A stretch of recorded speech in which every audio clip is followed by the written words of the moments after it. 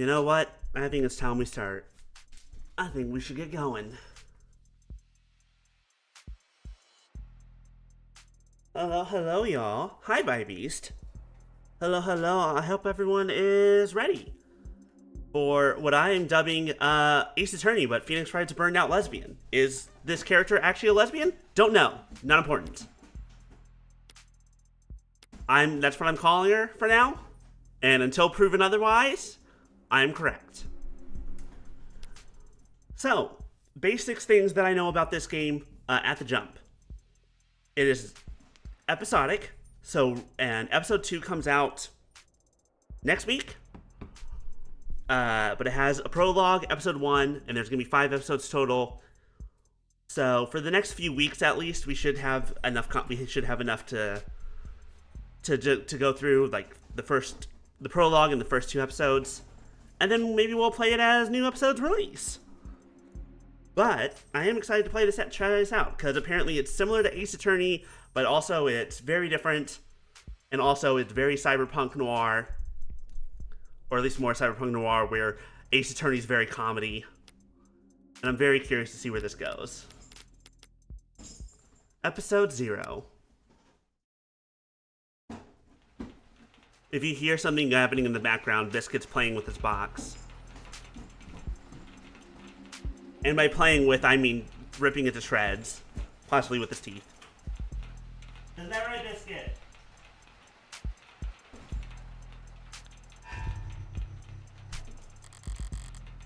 Rain sizzles off neon above me.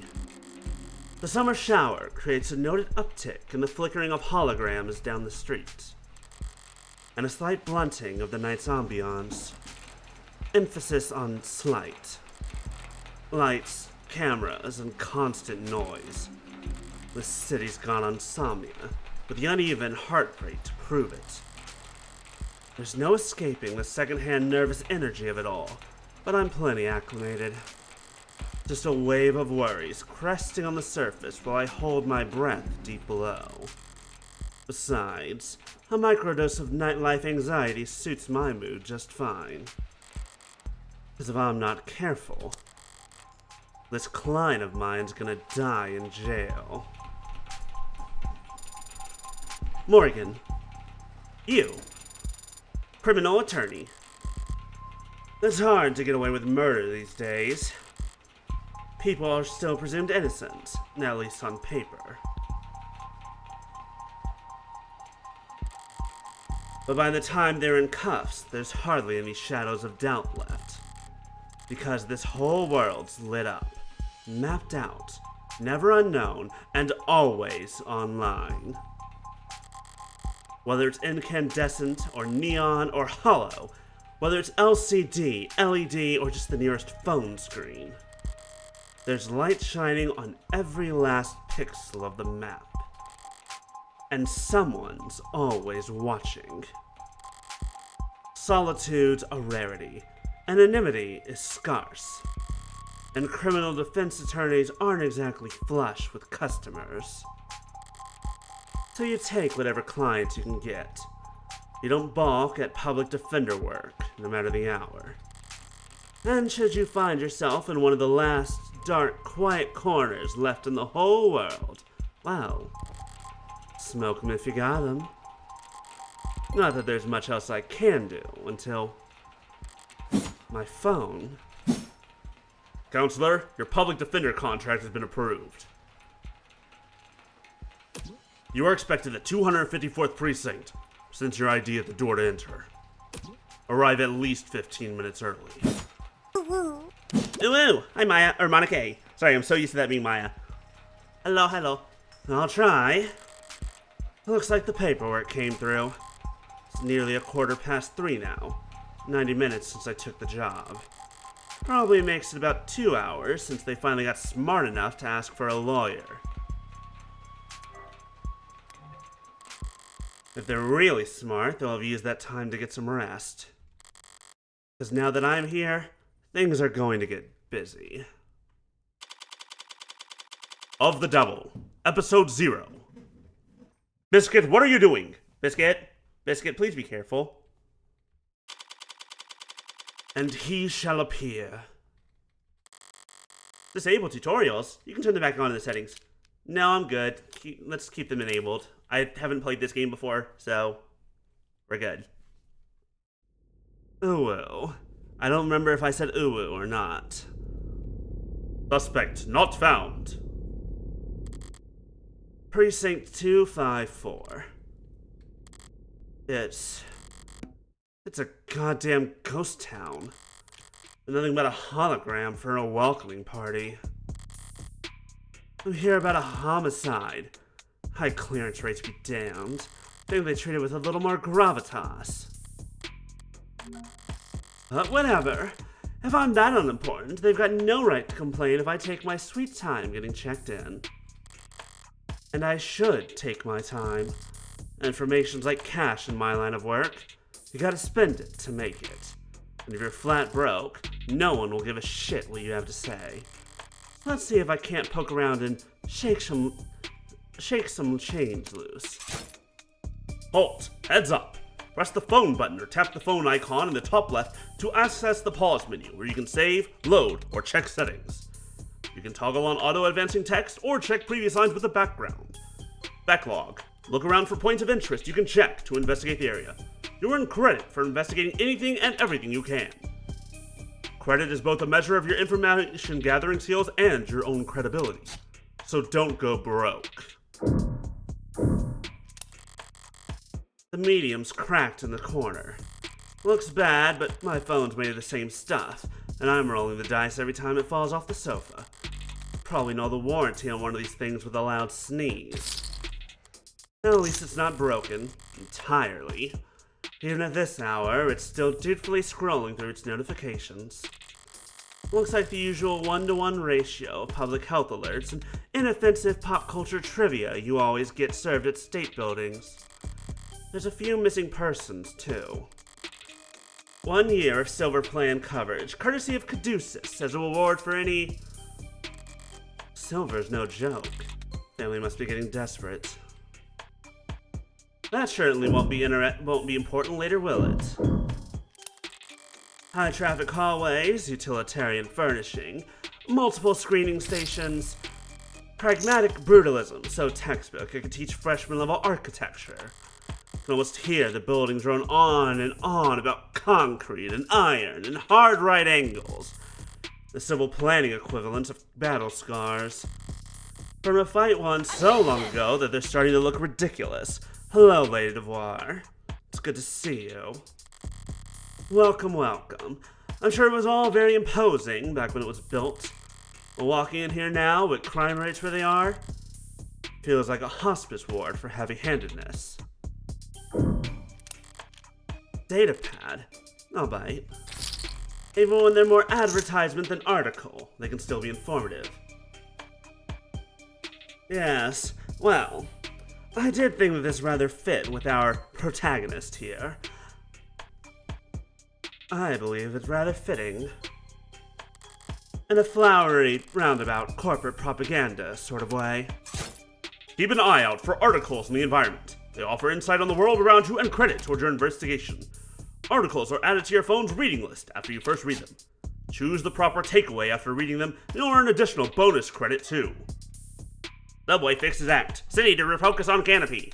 Declaring the subway tunnels to be irreparably flooded, city engineers announced this week that all plans to drain and repair the system were being suspended indefinitely. Saltwater damage to sensitive electronic cabling and erosion of key tunnel fixtures were cited as reasons for why 89% of the subway system was evaluated at critically compromised or worse. Did I go too far? No. Civil engineering efforts will be refocused on maintenance and expansion of the hybrid super infrastructure system that weaves together trams, highways, walkways, and skyscrapers into the canopy high above our city streets. Reactions to the announcement could be characterized as blasé. It's been years since the subways last ran, and decades since they last ran on schedule. Most citizens have long since given up hope on them ever making a comeback. Online chatter barely reacted to the announcement, with most commenters and voters' attention focused instead on the growing investigations into Councilman Long's campaign finance irregularities. The wolf guy? As one of the Canopy's major backers in City Hall, Long has often found himself at odds with a small but vocal group of critics that consider it to be an eyesore and an amplifier of light and noise pollution. And with Long having stepped away from his political duties in order to more fully cooperate with investigators, for the first time in nearly 20 years, the typically rock-steady political foundation of the Canopy was looking uncharacteristically shaky going into this week. But with the subways now officially no longer an option, people and corporations alike have little choice for how they complete their morning commute. However, not all reactions to the news have been negative. At least a few bold individuals see this latest report as vindication, and possibly even a rallying cry. Already considered by many to— this is a lot longer than I expected it to be when I started using this voice. Already considered by many to be a rising star in infrastructure solutions abroad, tech startup Subterra made headlines last year with their radical proposal for a system of personal submarine taxi pods that can make use of the flooded subway tunnels. But momentum stalled when their first prototype for the city came in at a disappointing 3,359% over budget. That's incredibly fucking high. Jesus Christ, how do you even get that far? How do you not hit the 500% mark and say scrap the goddamn project? Though one council member was quoted as calling their system mind-bogglingly wasteful and impractical in the extreme, in light of this latest announcement, Subterra has proudly declared their intent to resubmit their proposal package. Across the entire globe, coastal cities like ours have struggled to find civil engineering answers to rising sea levels and subterranean flooding that satisfy financial, practical, and aesthetical concerns. Historically, most scientists have attributed this increase in sea level to climate change, though there are dissenting voices. Water rises and falls all the time, for reasons we do not fully understand. It appears that you have 0 free articles remaining this month. Please verify your account's information in order to continue reading the stories that matter. Wow. That's too real. Ballsy of them, putting the paywall there. As if I'd reach for my wallet after having to read a word like aesthetical. Besides, I got the gist of it. The takeaways are the cities will be focusing its efforts on the Canopy. There'll be increased security surrounding the Canopy now that there's no plan B. It's a massive project with a massive budget, lines the pockets of a lot of people, big and small. None of them would appreciate bad press at the moment. Not when Councilman Long's already thoroughly chummed the waters.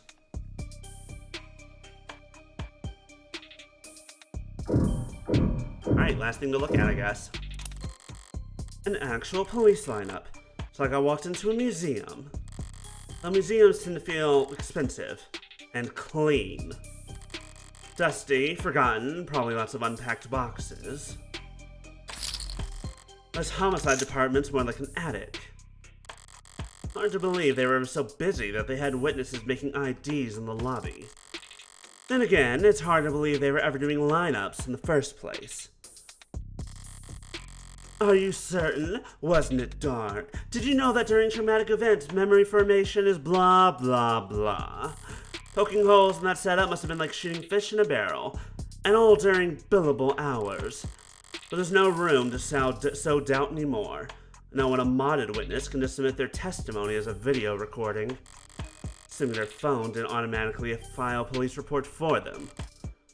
Alright, I've taken in all the scenery and learned as much as I can here. Time to get checked in. It booted up fine, so far so good. Good morning! Morgan, here for the public defender contract. Could you please provide your name and— Great! Please stand still for a moment. I wouldn't call Intake Hollows charming. More like harmless. But that's probably what the designers were aiming for. You don't mind a quirk or two in their tech, so long as it never speaks out of turn. I'm sorry, I'm having trouble placing you. Could you please provide your name and date of birth? So far so good, was it? Say, why don't you just scan my ID card? Great! Now could you just confirm your date of birth for me? Why do they even bother asking? My birthday's on the damn ID card, and my profile. To be a world-class airhead to get this question wrong. Oh. Terms. Ooh. A 3D image formed by light. There's a lot of information there that we probably don't need. I understand what these things are. Oh wait, except for this. Conductive resin. This is probably what's... It'll fix here. Okay, that's what their phone stuff is. Everything is made out of. Profiles. Morgan. December 26th. Oh, hey, that's soon. Day after Christmas. Likes puzzles, smoking, and wooden furniture. Dislikes commercials, hairdressers, and jogging. But can fall asleep in any position. Coffee, decaf. Same. Drink, whiskey, sour. I never remember what it means when they say a whiskey sour, but I do love that it's just like, here's your height, here's your blood type. Yeah, we're just gonna cross that part out. Ooh, customize. Oh, wait. Oh, I need to buy those with credit. Ooh, journalist? Oh. I don't have any store credit. I don't have any evidence, obviously.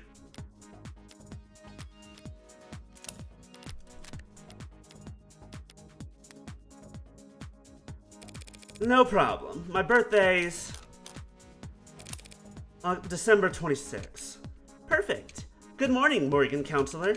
Thank you for your timely arrival and for taking on this public defender contract. If you're ready to speak to your client, you can proceed to Counseling Quarter 3C.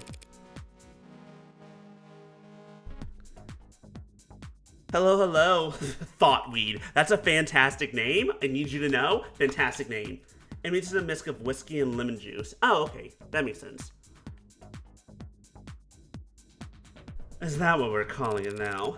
You mean the interrogation room? I'm sorry to have caused any confusion. My vocabulary is regularly updated to better reflect state standards. Don't sweat it. I can't keep track of every new euphemism either. They could call it the involuntarily wellness check room if they like. Doesn't change the way it makes a person feel, sitting on a stifled box of one-way panels. Nothing to see but their own reflection, dully warped across gunmetal walls. Morgan Counselor, can I help you with anything else? Choices that progress the story forward will cause other options to shrink away. Choices that will take the conversation down side paths and before returning to this point will not. Because of the article you read earlier, you've unlocked an additional choice in this dialogue. Read and examine at every opportunity to build up your knowledge and get the most out of every conversation. I know the city is not terribly concerned with the lower wards, but this is a police station. Why is it so goddamn dusty? This facility is currently undergoing renovations. Since when? The 60s? It has been 22 months since the timetable was last updated. I really don't see a lot of action around here, do they? I'm sorry for any inconvenience you might have encountered. I'm adaptable. What about you? Ever gonna fix that crack? Thank you for asking. It has not interfered with my work. Well, that's all that matters, right? What are you? I'm a smart user interface, proudly sold by Noble Electronics. Thank you for asking. If you're interested, I could send you a link with information about our subscription packages. Should I send you a link with information about our subscription packages? No. No, sorry, that was a mean question to ask. That'll be all, thank you. You'll find the counseling quarters past our homicide detective's office through the door to your right. Thanks. But I think it's just me for now, so you can go on break if you like. Automated dependents do not take breaks, Morgan Counselor. Then what were you doing before I walked in? I think we broke her. You'll find the counseling quarters past our homicide detective's office through the door to the right, thank you. Ads don't get break, and they don't get my jokes. But it's usually the humorless types that are the most fun to mess with anyway.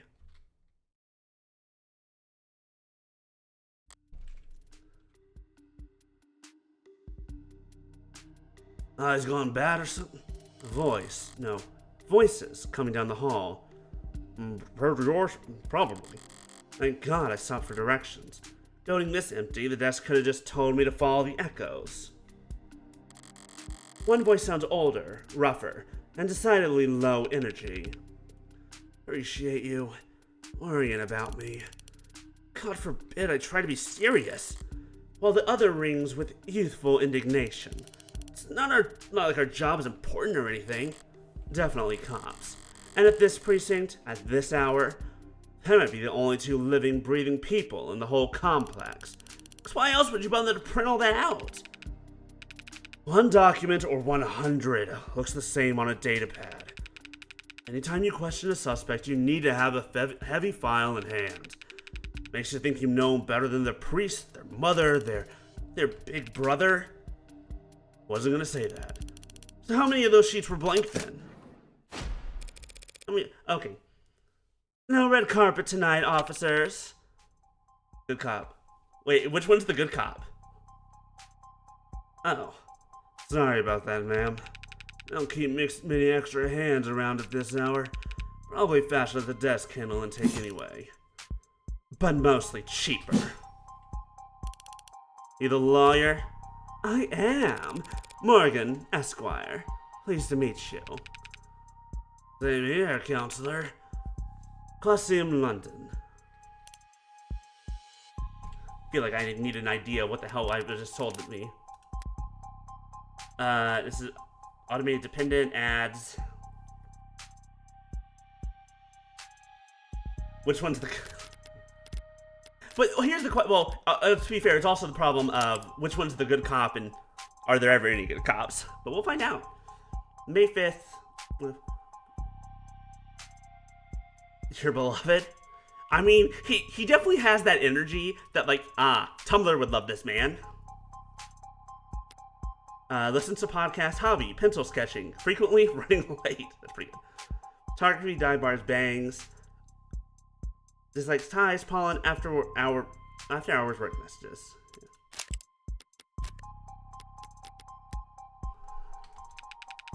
Yeah. And the ball of sunshine here is my partner, Farrah Reyes. If I can call it out, I'm good at this. Ball of sunshine. She certainly is. Huh? Sorry if you kept waiting.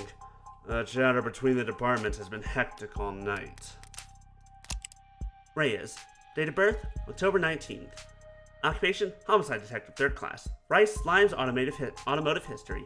Dislikes liars, small plates, and cheap people. Enjoys watching product reviews. Bad at games of chance. Right eye, operating system Iris Elite 86. Oh, so there is something underneath that eye patch. You know, in a cyberpunk world like this, should have expected that. It's no trouble. Gave me time to enjoy my cigarette. Cigarette? Like tobacco? What are you, 80? She can't be more than a few years younger than me. We're the detectives in charge of this particular case. And it looks like tonight we're also your humble guides to the illustrious homicide department. Apologies in advance for any cobwebs. Pretty sure I've seen this London character around the courthouses before. He never struck me as more than just some old-timer. I suppose being an old-timer is an accomplishment in and of itself in his profession. Sunshine is definitely a new face, though. Vision in her posture and her attitude. 3 in the morning and her shirt still looks ironed. Freshly promoted, maybe? 2 whole detectives working at these hours? Sounds serious. Unless you were just the first to arrive on the scene. Oh no, we're not nearly that timely. Uniforms responded to the emergency calls within a few minutes. Calls, plural. Must have been quite the commotion. Look around. You think we're the first to arrive for anything? She's not wrong. We were only tapped after circumstances of the scene indicated involvement with an ongoing investigation. Our ongoing investigation. Not very subtle, is she? But I might as well bite at this point. So, you suspect that this client of mine is involved in some separate criminal activity? Oh, wait, do they really not? No, I guess they wouldn't put it in a public defender's briefing. They don't brief public defenders on shit. Okay, look, this is clearly based off of Ace Attorney. There's clearly some like world building stuff that's thrown in from Ace Attorney, and the fact that everyone that gets arrested is pretty much, you're going to jail, you're not presumed innocent. Fuck you. And defenders, fuck you as well. I know how this works. Especially in the prologue case, you get told nothing, ever. I'm used to that. Consider this a little professional courtesy. Fair warning, yeah? That's the heartbreak killer in that room. The heartbreak killer? So what, do they just like... Are they the kind of person that like they tell you that they're gonna go on dates and they ghost you but then they actually ghost you by turning you into a ghost? And we've got the bastard dead right. So if you're kind, you'll help him plead it out. And if you're smart, you'll pass this shitstorm onto some other night owl and go back to bed. I'm not feeling particularly kind or smart at the moment. So perhaps in the meantime, you'd be so polite as to fill me in about this heartbreak killer. You cover utilities of the rock you live under? Is there a problem? You're seriously not familiar with HK? Never heard of him. Heard enough of him for a lifetime. That name has been plastered all over the city for weeks. Their crimes waver between breaking news and urban legend. The presumed goals flip-flopping from unadulterated anarchy to unappreciated vigilantism. At street corners, in the media, on the net, everyone's indulging in the exact kind of armchair detective speculation that I can't stand. Right now, I need to figure out exactly how much the police do or don't know. And when it comes to cops, I always get better results playing dumb than I do acting smart. I immediately am in love with this woman. Morgan, you are now my favorite detective my favorite detective / lawyer I have ever played in any of these kind of games. Phoenix Wright, idiot. Get him the fuck out of here. Apollo Justice? Yeah, whatever. Athena Sykes? Do love her. She can stay. She can mostly stay. Ryunosuke? Yeah. Yuma? Yuma was fine. He can also... You know, Yuma and Athena, they can stay. Miles Edgeworth? He has to go, but he doesn't have to go as far away as Phoenix does. Or maybe he has to go farther. Yeah, they can just make out in the back room. Whatever. I take it he's a repeat offender. Was it the killer part that tipped you off? You must have at least heard about his MO. He just gone crazy with it. Along with everyone else. One bullet straight through the heart. Body left to lie where it falls. Shot through the heart, and you're to blame. Hence the name Heartbreak.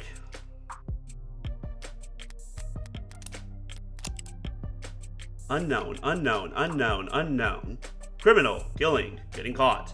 Favorite color? Probably red. Zodiac sign? Probably not into astrology. Reward? Suspended due to influx of false reports. Hi Maya, bye Maya. I hope work goes well. We'll see you later. Not exactly creative, but amidst the swirl of every other 100-word article out there, catchiness trumps originality. What you won't read about online is that all 6 of HK's victims were shot by the same gun, without even needing to reload. Horrible I say, I know, but 6 for 6? That's pretty good shooting, isn't it? Hitting the bullseye at the shooting range is good shooting. Shooting it 6 times in a row is great. But shooting 6 people with accuracy like that? It's a whole different beast.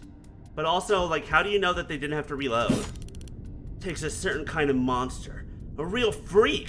Or someone with a cybernetic implant in their head. Someone with a really good, fantastic, multiple implants. Like, one in the arm, one in the head. And you can just be like, auto-aim, motherfuckers. His pulse probably didn't even rise. I see. You almost make him sound like a machine. Is it possible that... No, it is not. No such thing as killer robots, madam. Of course, my mistake. Clearly, you've never watched The Terminator. Or a bunch of other fucking movies that all have to do with killer robots. And of course, you've never heard of people who reprogram robots to be evil or to kill. To all those androids marching in the military, those robots patrolling police uniforms, those drones dropping firebombs from the sky. I guess they're all firing blanks. Fair enough. Machines can kill, and they have been for decades. But they don't commit murder. Right, because that's definitely not murder. Sure, definitely not state-sanctioned murder.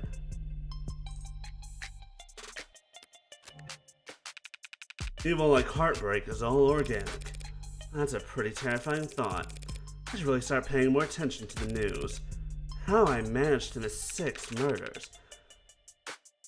Well, you can only blame yourself for missing 5. Pardon? You're still not getting it? HK's 6th victim was found a few hours ago, when we caught the son of a bitch red-handed. So you're convinced that my client is this heartbreak killer, and tonight was just his latest crime? That's a serious accusation, with very serious consequences. I take it you have serious evidence to back that up? I was being literal, counselor. Red-handed. When we found your client, he was covered in her blood. Well, wouldn't be the first time that That's not good, is it? Certainly wouldn't be the first time that I've defended someone who was covered in blood of a victim but wasn't the killer. What you say certainly sounds compelling. Is that lawyer talk for open and shut? But even if that's the case, how does one crime scene make him look good for 6 murders? All in the discovery files. And the ARCs, of course. The what? Augmented reality crime scene. Ooh, that's gonna be fun. I'm sorry to tell you this, Kay Faraday did this with Little Thief already, but still. Augmented reality crime scene, blah blah blah. Reconstruct digital copy. Usher's introduction of the early 2060s. Okay, that's too much information. We have an idea. I don't need all the lore and the backstory. Join the local net on your phone and we'll turn over everything you need. I'll bet. Thanks for that, detective. I'll be sure to read it over. But if it's all the same, can I ask you some questions while I've got you here? Oh, the kind of attorney wants to interrogate the detectives. This kind of attorney. You're just that pleasant. Come on, sunshine. We're gonna be punching out anytime soon, right? Whatever. Let your clients do an interrogation all night for all I care. You mean the counseling quarters? We're at your disposal, counselor.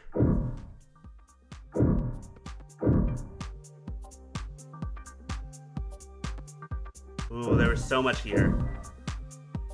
Latest Noble Android received warm welcome, bolstered by a strong earnings report and surging sales, blah blah. Noble electronic stock rose a stunning 3% this week to a new record high, as it surpassed the sheer popularity of its predecessors. Many investors were skeptical when at their now infamous, 2084 trade convention, Noble announced that the 16th line would be the first generation of Androids to feature over 50% organic components. So-called warm androids, which at the time only saw demand in the health, senior, and childcare sectors, were looked down upon as impractical due to increased maintenance costs, cuts, scratches, bruises, and the like.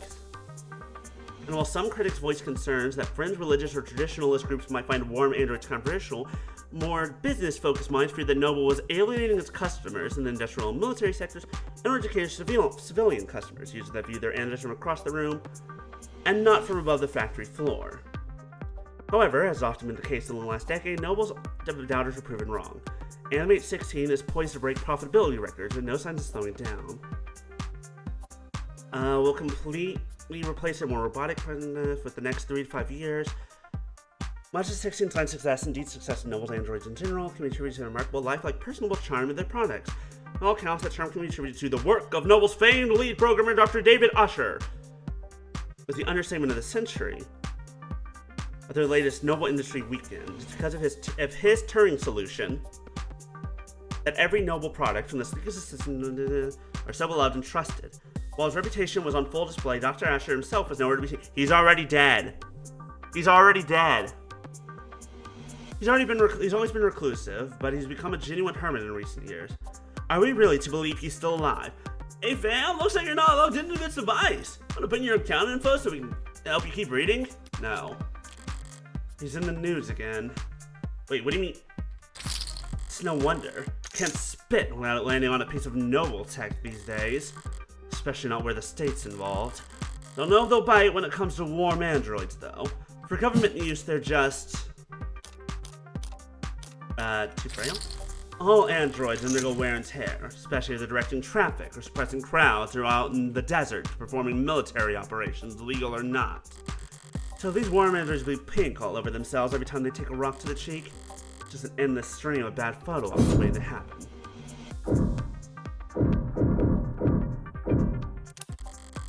Barren, stark, and uninviting. This must be Reyes' desk. Keeping your workstation neat and tidy is admirable, but I can't spot a single mode of personalization. Is she so new she hasn't had time to unpack? Or is she really that uptight and boring? Both, maybe. You shouldn't have cleaned up so much just for little old me, Detective London. Someone really needs to introduce this guy to a filing system. Maybe even just a stapler. Paper documents scattered about lazily alongside actual photographs. Either he's really old-fashioned or really paranoid about data leaks. But he doesn't look like the paranoid type. Well, orderliness aside, some things are better in paper. I'll give him that.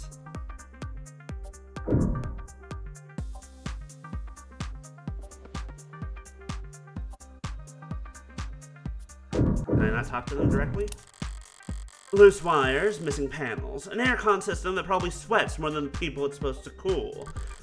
No room in the budget for making the office not look like shit, huh? I expected to find a lot of belt tightening at Homicide, but I didn't think their operation would be this bare bones. They've got stunning clearance rate and they work fast, as the city sees that as just assumes their job is easy. Maybe the job is easy, what with our dear, doting surveillance state eliminating so much of the footwork. But if your wheels don't squeak, you don't get your palms greased. So Homicide ends up as the only state department with its shrinking budget. A dumping ground for the police force's most unambitious and least popular. Okay, nothing else jumps out at me around here. Got a better idea of who I'm dealing with, at least. Now I need to check out the crime scene data. Should have been sent a link. You've been granted access to state files regarding case KL433511. Reply C to confirm. Confirm. You need to reply C in order to confirm. Am I talking to a person? I am an automated dependent. Ads are usually more polite. Our personalities are tailored to suit our users' preferences. So the state likes you to be a little authoritarian. You need to reply C. I'm not answering that question. C. It's case sensitive. Fuck you. C. Thank you. Alright, if I project from my phone. Honestly, better conversation with any fucking robot you can do right now. Oh, hello. Augmented reality crime scene.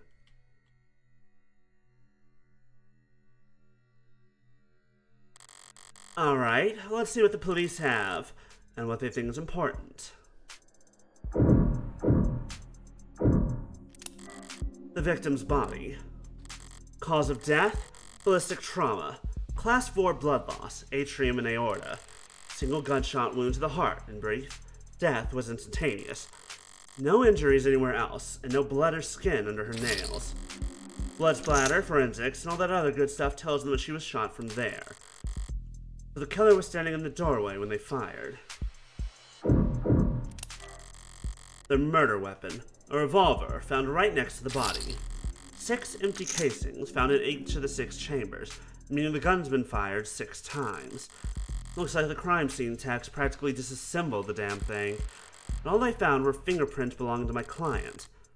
So he was found by the police, with the murder weapon, right in front of the body.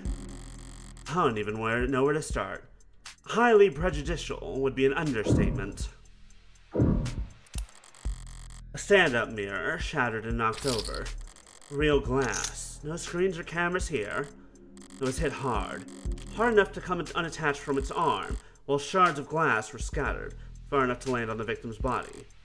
What a mess. Seems like this vase got tossed aside at some point, and yet there's not a scratch on it. It must be pretty damn durable. Isn't art supposed to be delicate? Maybe it's making a statement. That's all the big ticket items. What about the security?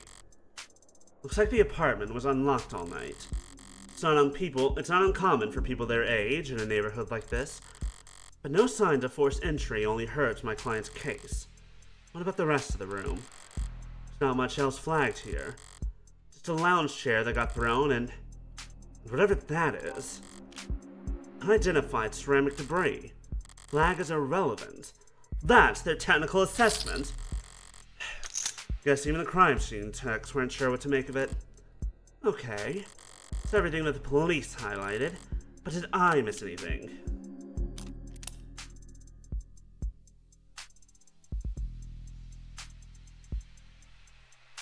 Apparently not.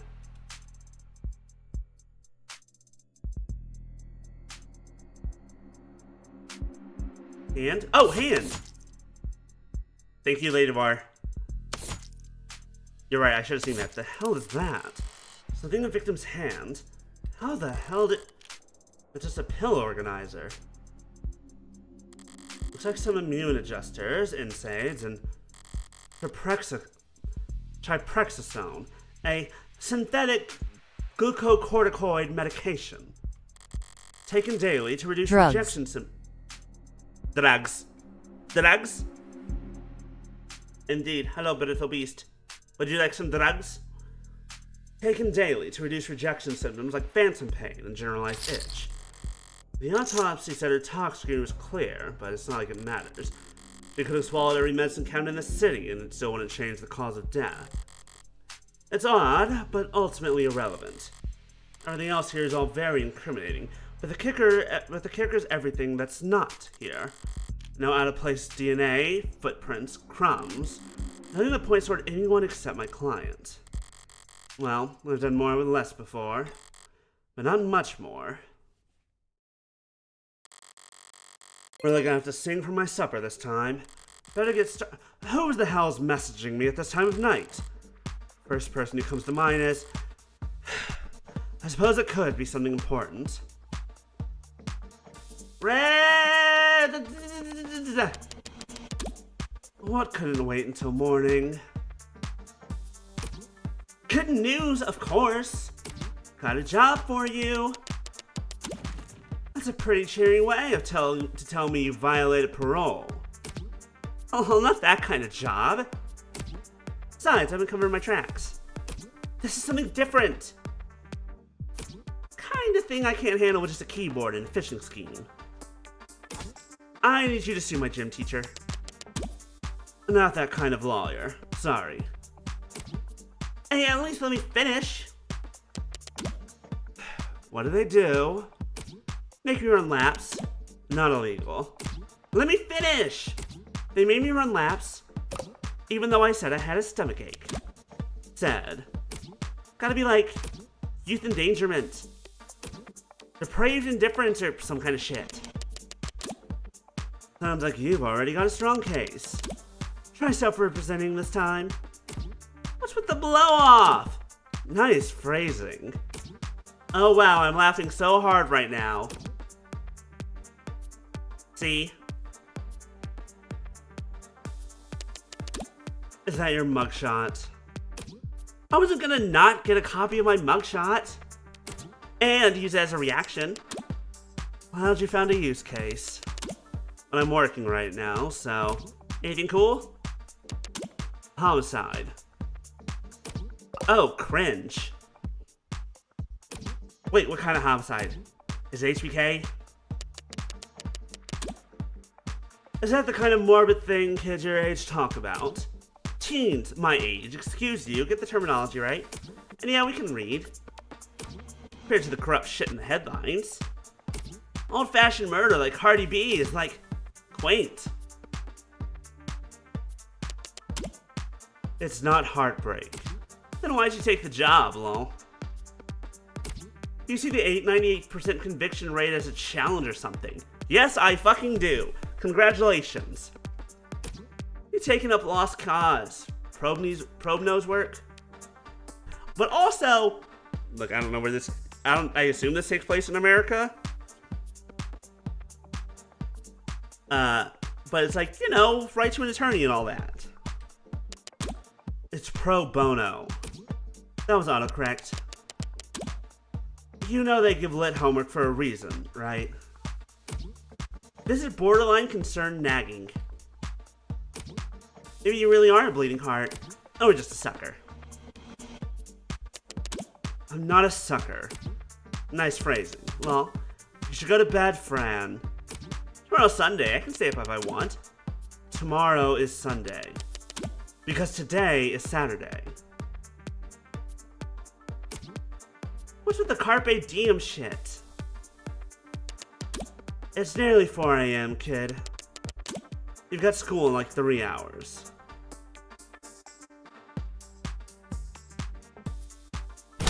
Shit! Repeat offenders may be good for business, but that kid's bad for my blood pressure. Important text message, I take it? Just your typical teenage drama. So then, if you wouldn't mind filling me in on a few details. By the way, couldn't help but notice that you're light on staff. It's 3 in the morning. Are you expecting a parade? Thought there'd be at least a few androids around. There are many police stations in any police station this week. All the brass is renegotiating contracts. Contracts with Noble? Good guess. Hardly. They're the biggest robotics corp there is.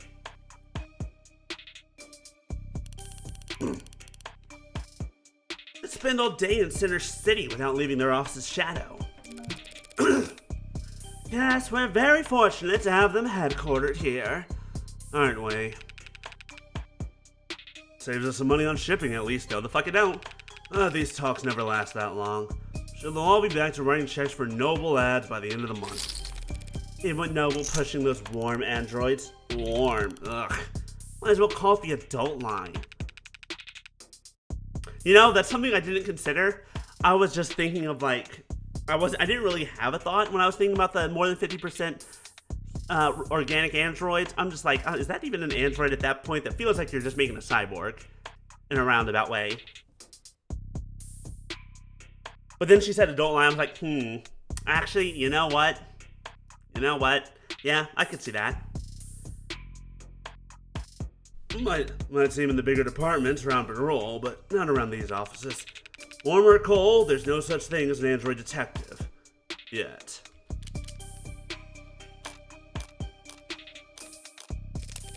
Guess we should be expecting those any day now. Maybe android lawyers too. Get some android politicians and we'd have the full set. Getting real. People might like ads who do what they're told, but they despise ads who tell them what to do. I'm not so sure. Cameras, sensors, satellites, we already get all our facts from machines. Give it a few more years, it might make sense to let machines do the investigating too. The police union wouldn't let that happen. She needn't have specified. It's the only real union there is anymore. Too real! Too real! No! Fuck! Alright, so how about the basics? What exactly has my client been charged with? Your client, Carlos Backer Flat, was arrested on the scene at 9:58 p.m. Haven't seen him yet. July 8th. Civil disturbances. Registered at birth, modifications, industrial, class 4. No affiliates, pending. Psych eval, pending. Okay, well, that wasn't helpful. Wait, what? Internet of Things refers to the networked data sharing that goes on between all the countless electronics. Oh, Jesus Christ. Small packets of data containing your own unique identifying information. As your own items say hi to other devices, they'll leave behind crumbs as a parting gift. Crumbs allow for paperless identification and payment and help them. Want to start leaving crumbs right away? Oh. I don't like that. I don't like anything about the crumbs. No. It's like the Nintendo DS Street Pass, but nefarious. Using his middle name already, I really do think he's a serial killer. The charge being the first-degree murder of his girlfriend, a Miss Diane Dawn. You're not meant to like anything? I mean, that's fair.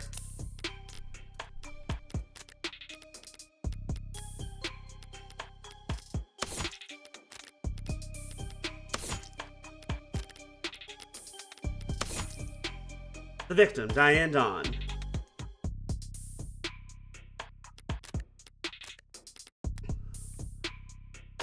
First degree? That's increasingly rare, to say the least. It's rare for us to get handed anything but crimes of passion around here. City's got damn near more cameras than people. So you really gotta be really, really stupid to try and get away with murder. Or really, really smart. Well, Heartbreak's gotten away with it 6 times. So what's that make him? 5 times! That makes him insane. I was gonna go with extraordinary. Let's split the difference and say he's extraordinarily insane. But nut jobs like that aren't renowned for their ability to think ahead. So what makes you think this was premeditated? How about the fact that he stalked and killed 5 other women as a warm-up? A warm-up? 5 previous bullets, 5 previous victims. None of them knew each other, lived near each other, worked in the same fields. Weeks of digital autopsies crawling up and down their online profiles. Nothing. For the serial killer chose his victims at random. They have nothing in common. Yeah, nothing in common at all. Other than that they all look like cousins. The physical similarities are striking. All 5 prior victims were young women, with brown hair and eyes, about the same height, comparable weight. While those features aren't exactly uncommon, couldn't it be a coincidence? If you really believe that, you should quit your job and start buying lotto tickets. HK's got himself a type. Anyone can see that. You really gonna try and tell me you don't see the resemblance? Young woman, brown hair, brown eyes. Can't tell how tall she is from a portrait, but I can take a hint. So you think what, exactly? That Carlos Flat wanted to kill his girlfriend so badly, he went out and shot 5 other women first? Hey, if the shoe fits. If the shoe fits. Then you put the shoe on the... What Sunshine means is that it's not uncommon for killers to displace their violence from people close to them onto outlets with fewer consequences. Drifters, loners, strangers, workers. He was probably building up the nerve for tonight by first practicing on these other similar women. Or he's just so far gone that he can't tell the difference anymore. It's not the worst theory in the world, but it doesn't fit. They want to claim that those previous victims were practice runs, dress rehearsals for tonight's main event. But if that were the case, there'd have been sign of hesitation, nerves. There'd have been mistakes. On top of which, guns are impersonal, execution shots even more so. There's no sadism or hatred or intimacy in a single bullet to the heart. Killing your girlfriend or her lookalikes usually is, if nothing else, a lot less sterile. If you ask me. Hello? Hello? Excuse me? What was that? The fuck? Who was that? That wasn't us. I saw the time of death was 9 p.m. on the autopsy, but do you have a timeline for the rest of the night's events? Can't trust much of what comes out of his mouth, though we've managed, thanks to less biased sources, and we're pretty confident about what we've been able to piece together from their statements. So they interviewed witnesses. Sounds eerily similar to real police work. Also, I find it interesting... Oh, hey look, she took off her eye patch. I find it interesting that every time she's thinking to herself, her eyes turn full black. But every time she's like out, we're like seeing everything normal, her eyes have the color again. I find it interesting. The suspect and his girlfriend were arguing loudly with one another starting around 8 p.m. Neighbors were very clear about that part. Couldn't wait to tell us about the happy couple's domestic problems. Everyone in the building knew they'd been fighting for weeks. As you probably gathered from what you saw in the arcs, there was a struggle. Furniture turned over, glass shattered.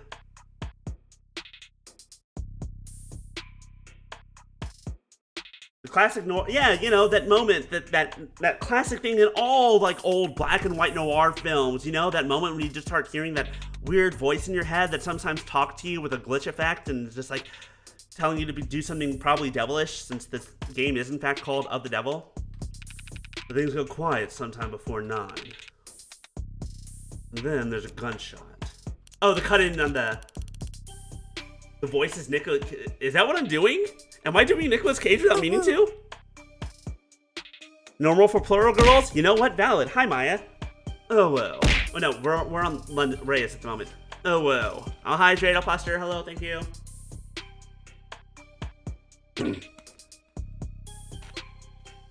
The voice in your head telling you to do noir things? Oh.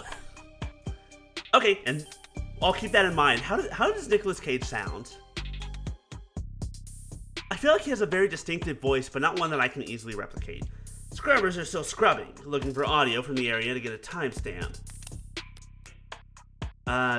Scouring all available data, blah, blah, blah. Makes sense.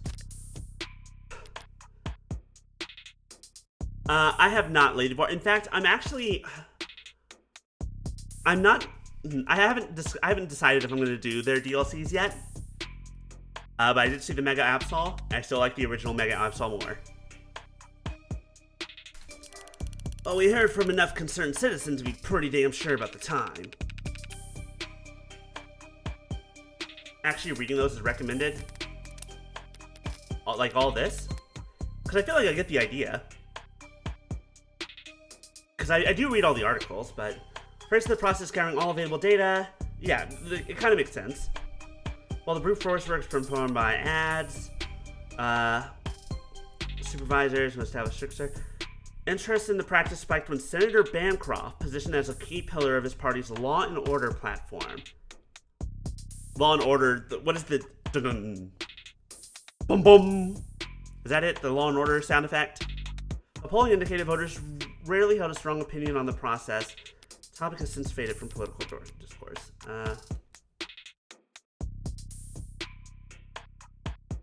Wait, some sociologists argue that the term owes its popularity not solely to its brevity and prevalence, but to the ability to draw a distinction between the commonplace and the internationally illegal. Artificial intelligence says, searching for this term may incur an account flag.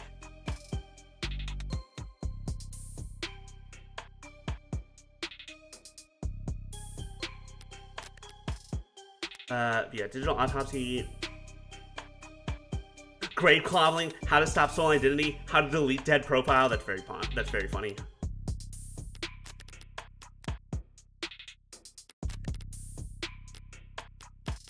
All right.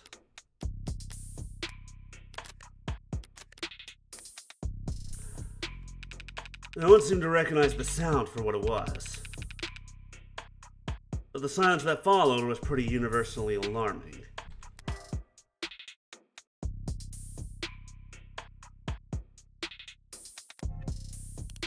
Officers arrived on the street at 9:08 p.m., established a perimeter, and entered the open front door at 9:10 p.m.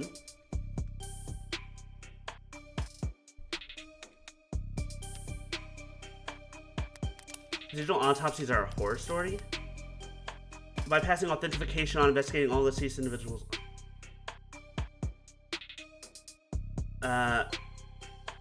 Wait. Okay, yeah. Yeah, this is kind of what I thought. Like, they're looking through all of their accounts.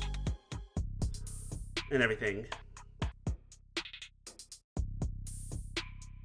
For its necessity. Comparable processes are offered as paid service by some legal or funerary groups to help next of kin recover, delete sensitive personal data.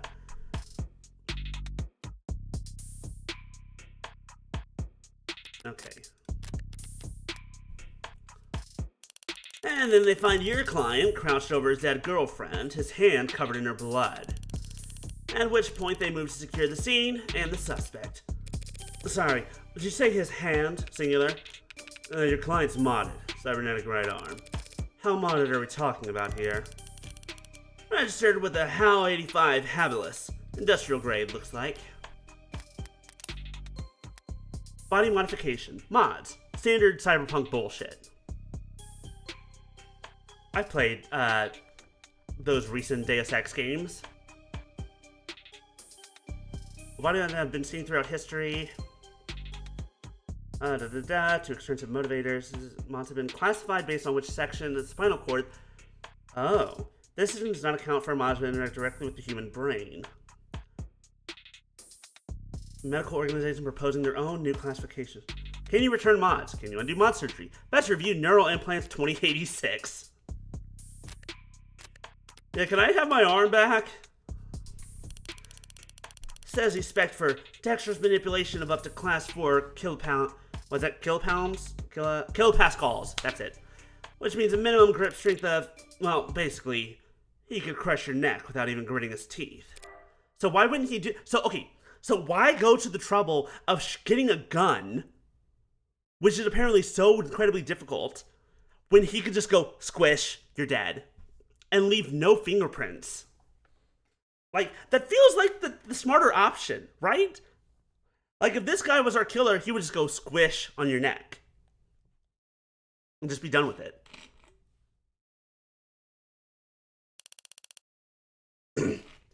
Considering a career change? No, it's not that. It's just, your eyes be very sensitive for you to put the patch back on each time. And here I thought you just had a 14-year-old sense of fashion. You think your cop would cover up her dominant eye because it was fashionable? Who had no neck? Well, then he's fighting Rayman, and then you're just fucked in general. I thought the same thing first time we met. You what? So getting back on track, that arm of his has been in the shop for some time now. Can't work without it. Money got tight. The arguing? Yeah. When did he put his arm in for repairs? 8 days before HK's first victim was killed. Damn it. Alright, well there goes my idea. There goes my theory of why he couldn't do it. Well, no chance they'll be willing to chalk that up to coincidence. O'Brien was arrested on the scene after a preliminary scan found his fingerprint on the revolver. And no one else's. The revolver? What kind? The old kind. The real old kind. More specifically, a caliber M54. 6-chambered, 10 millimeters. Calver? How retro? You don't know the half of it. We're talking steel chamber, real gunpowder, mechanical firing pin, and no tags. No tags? How is that? Just how old are we talking here? Yep. 24/7 location data, timestamp trigger pulls, safety's coded it into owner biometrics. Past 3 decades, tagged amid shooting crimes very unambiguous. So you're claiming my client used some kind of antique to commit these crimes? How else do you think he could have gotten away with this 5 other times? If he tried to buy a gun legit, he'd probably fail the very first psych check. Even jailbroken pieces are only good for so long before update withdrawal sets in. So then M54, that's model year 2054. A 30-year-old gun. Well, that sure complicates things, doesn't it? In some ways, sure. But pre-tagging firearms are rare. There'll be less than 1,000 of them left in the whole country. Fewer still compatible bullets. The ammunition will have to be over 30 years old too. The novelty of his weapon has kept us in the dark so far. Then we have our hands on it, it's gonna put him away for good. Archive department claiming loud as hell about how deep they had to dig. But with the protocols they found, the techs were able to match the rifling marks on all 6 bullets to the gun your client was found with. Rifling marks? Bullets fired from guns that old are marked by the barrel shape. So if all 6 bullets had the same rifling marks, we know that they were all fired by the same gun. It's not as plug-and-play as tags are, but it's equally precise science, I assure you. And if that's not damning enough, the spent casings from the other 5 shootings were still in the chamber, without even needing to reload. The caliber your client was found with is the gun HK used to kill 6 women. No way to lull you around that. An untagged gun. Just being anywhere near a weapon like that could warrant your arrest. Being found by police over a dead body with an untagged gun used at 5 other crime scenes is just... To summarize then, you believe that my client fought verbally, then physically with his girlfriend. Then he retrieved this weapon and shot her? Yeah, pretty much. How did he look when the officers found him? Guilty. How was his effect? Quiet, detached, stiff. Not exactly the picture of a grieving partner. That reaction may have lost points with the cops, but beyond that, people react to loss in all kinds of unusual ways. And so long as the police are suspicious of you, there's no right way to grieve. Because if he was sitting there crying, they'd be like, oh, now he's just playing it up. You know, stuff like that. Checking my phone here, and I have to say, you've done a pretty admirable job keeping the details of HK's crimes a secret.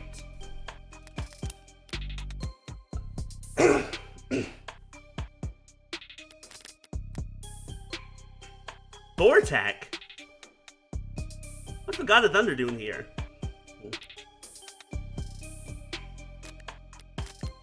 Anyways, the less reputable sites are doing some real journalistic acrobatics trying to piece together a story. Yeah, top of 11 theories on who hurt HK was a real way to read. And that's not just third journalists, though. All kinds have been emboldened. The freaks that HK's managed to bring out of the woodwork in just a few weeks. Can you blame them, though? I mean, he's a genuine serial killer. Repeat offenders in general are an endangered species, but he's gotten away with... We know what he's gotten away with! Take a look around us, detective. National DNA registries robust enough that cases never go cold. Cameras on every street. A phone on every citizen. Violent crime at an all-time low and clearance rate at all-time highs. But, you gonna spout some alt-pole bullshit about invasion of privacy? No, I'm not. People are safer now than at any other time in history, detectives. So when someone like Heartbreak does come along... Good point. London's trying to look like he can laugh it off, but pressure from the higher-ups must be reaching its peak. They want, maybe need, to see someone charged. And that makes them predictable. Yeah, well, even if there's nothing standard about HK, Department SOP still dictates we starve the media for case details. That way, when we do feed them, they're grateful for whatever scraps they get. Oh, we can't take all the credit this time around. Homicide's tight-knit and tight-lipped, but it's not like there's much information for us to leak in the first place. And why is that? Because none of the shootings were caught on the opt-in crime surveillance system. The what? The optics. I hate that it's called optics. Opt-in crime surveillance system is a partnership program between the state and private enterprises for free sharing of surveillance and security data to better promote than preserve public safety. Hooray! Fantastic things. Accessible through state employee logins or private partner accounts, Optics Smart UI allows users to search through and collate footage from a city of tens of millions and just a few simple keystrokes. As one of the most effective tools for reducing crime, and footage from opt-ins often serve as key evidence. Where it's considered admissible by default. See, people versus Iran. Public safety measured in my area. Daily security level. Hate that. How is that even possible? Oh, there's some rough areas in the lower wards, but Optics is watching every other street in the entire city. You're saying you haven't seen this killer on camera once. You think we'd have let him kill 6 people if we did? I understand your concern, ma'am, but Optics is only what it says in the name. Private surveillance system signing up to feed into the state's security network. It's not perfect. It's another one of the many public safety tools in our belt. It's not meant to be perfect. It's meant to help us solve crimes. At least act as a deterrent. One would hope so. Fat chance. Deterrents are for war rooms and board meetings. Anyone crazy or desperate enough to commit a crime in a city like this couldn't care less about anything as vague as the consequences of their actions. It's like a safety blanket, one with very few holes left in it, but it does have holes. Matching up those remaining holes takes effort, and that effort usually means rebooting the system. All kinds of technical details and digital bureaucracy involved, but the end result is that there are occasional localized blackouts, and the math used to schedule them is not impossible to predict. I say, but those windows of opportunity are small and short. Taking advantage of them requires specific knowledge. You need to be involved in law enforcement, pub data, or city planning. They'd have mentioned if my client was a cop, and he wouldn't have needed a public defender either. His file says he's modified for heavy mass manipulation, not tech interfacing, so that just leaves city planning. So he's over construction for the city. HK's only ever struck at times and location where optics would be down. Even with the devil's own luck. Can't possibly be coincidence. Wait, so you're saying when this woman was killed, yeah, there was a blackout from around 8 to 9 tonight. Right on schedule, so to speak. And included the area surrounding the victim's apartment. Well, what about DNA from the other crime scenes? Was my client a match? There's been no blood, no saliva, no suspect DNA at any of the crime scene. So we are looking at a robot killer. Awesome. No footage and no forensics. Hi, Maya. Hope work goes well. Okay, so we're either dealing with a robot, or we're dealing with, or whatchamacallit? What's the word I'm thinking of? Corrupt cops. Either one is possible. Possibly both. Also, no motives, tampering, or witnesses. It's been like hunting a damn ghost. Didn't even have a murder weapon. Until now. Or a professional. Or two corrupt... You're right, it could be two corrupt robot cops. Or professional. Or two professional corrupt robot cops. Ever think of that? Ever had that go through your noggin? Finally, a lucky break for the boys in blue. Scanners, cams, drones, forensics, no matter how you dress it up with tech, all detective work relies on one basic assumption. People make mistakes. But HK is the kind of monster who doesn't make a mistake. Until he did. The only reason we caught him tonight was because he finished what he had set out to do all along. Or so you think. So was my client on the list of suspects before tonight? Weren't you listening? There was no list of suspects. We questioned some X's, a few CIs. Someone even spoke to one or two unlisted at some point. Nothing came of it. There was talk about starting on some kind of psych eval or something, but I never expected much to come of that. There's just not enough there to work with. In other words, the only thing they have, the only thing they could have, to link my client to those killings is the murder weapon. If I can jostle that keystone, then the rest of their case should start to come loose as well. Thanks for the chat, detectives. I think I understand their background well enough now. Candidly, I see the same strokes you do, and the picture it paints isn't pleasant.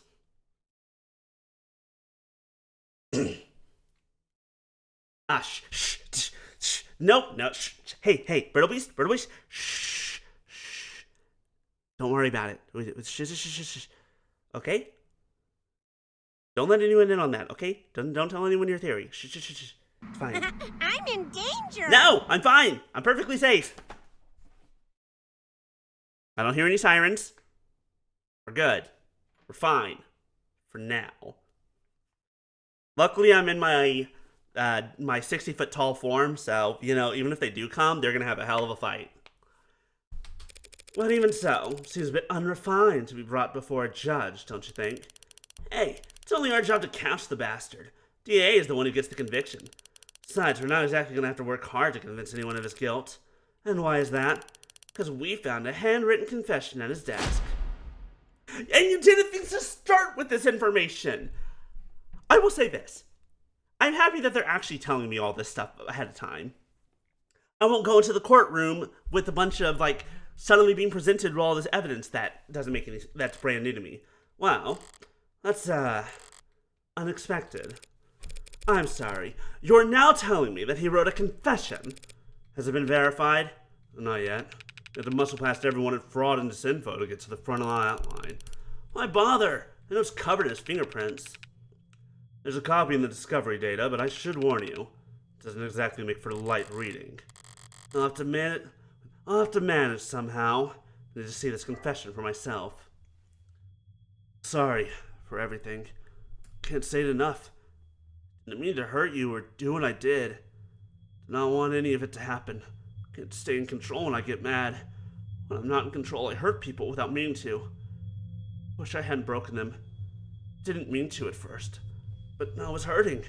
Wanted you to hurt too, but didn't want to hurt you. Words aren't enough, I know that now. I'll take responsibility and do what I've been avoiding. Please, forgive me. Okay, that's pretty damning, but not damning enough. For me.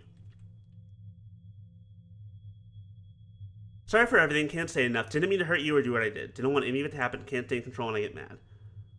Wish I hadn't broken them. Didn't mean to at first.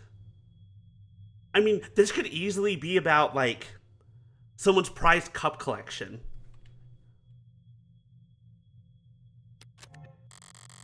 That was difficult to read. Barely legible, in fact. Well, got a spin on that? No need. But it's a confession. Not a confession that he signed, though, is it? Not yet. And not one he intends to sign anytime soon, considering that he asked for a representation. Yeah, the most wanted man in the city asked for a lawyer, and got you. Guess you're both lucky. Hardly. I just happened to be awake when the call went out. I'm not so flush with work that I can avoid to turn tail now.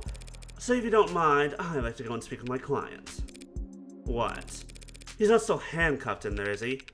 Look, counselor, with all due respect, we have strong evidence pointing to that man being responsible for 6 murders. 2 hours of so in cuffs isn't cruel or unusual. That's for your safety as well. It's kind of you to worry, but I doubt I'll be in any danger. He's killed 6 women. None of them are redheads. Seriously, though, I like to speak with him alone now. Camera's off, if you don't mind. Mike's on or off is your call. I will say, though, immediately, also, like, my favorite detectives I think I've ever seen in any of these kind of games as well. Because normally the detectives are so on the, like, they're on the he's guilty train, but at least their evidence for he's guilty is not bad. As opposed to Ace Attorney, where I'm so used to it just being complete bullshit. Where it's like, yeah, this looks bad, but also, what the fuck? And they're also not, like, fighting me. There's, like, they are answering my questions, they are complying, they're, like, they understand I have a job to do, they have a job to do, it's fine. Like, we're not enemies. Even if Reyes does kind of want to fight a little bit, like we're enemies, but she could also just be gay, I don't know. But we'll be watching the feed from right outside in case anything happens. And the cuff, that is, stays on. That worried about me. Wait, no. That worried about me. How chivalrous. Yeah, my armor's practically blinding. Gross. I'll start up the unlock cycle. Counselor, just one last word of advice. If you have any interest in his well-being, I suggest you help him sign that confession. Not a bad idea. I do get paid either way. But the defense part of defense attorney isn't just for show, detective. I mean it. 6 people dead is one thing, but he's also caused weeks of widespread terror and public unrest. Putting it another way, he's made the state look bad. Japan's legal system is pretty different. I mean, that's true. But you're right, it is a... to be fair, this also doesn't depict, like, any real legal system. They are both, what's the word? Hyperbolic? They are both extreme kind of parodies of the legal system of the country that they were made in. But still, like, that's the point. It's like, it makes Ace Attorney, it's part of what makes Ace Attorney frustrating sometimes. Like, I understand that it's a parody of the legal system, but also it just feels like bad writing sometimes. Or, yeah, sometimes. And this feels a little bit more like they could have easily made these detectives, because they are cops. And again, ACAB. Because these guys are cops, they are detectives. BRB got to frame Edgeworth. Good luck with that, Brittle Beast. It's very easy to do. Don't worry about it. You'll have, actually, I have a better idea. If you really need to frame someone, frame Maya Faye, much easier time. Everyone does it. Anyways, what was I saying? They're cops. They could easily be a lot more hostile to me, but they're not. Like, Reyes is a little bit, but again, she's the hot shot. Like, she's the hot-headed young detective. London is just, like, very chill. Very cool about it all. It's a capital crime if there ever was one. Even if the death penalty is not actually on the table these days. Oh, good! At least they got rid of the death penalty. And guarantee he's not going to like whatever rehabilitation plan they draw up for him. That sounds equally as bad. Look, I've seen the virtual work release program in person, and it's... Okay, now that I need to know what that is. Hey there, due to ongoing controversy following the suspected suicide of inmate Jay Gallet, search results for this term are temporarily blocked.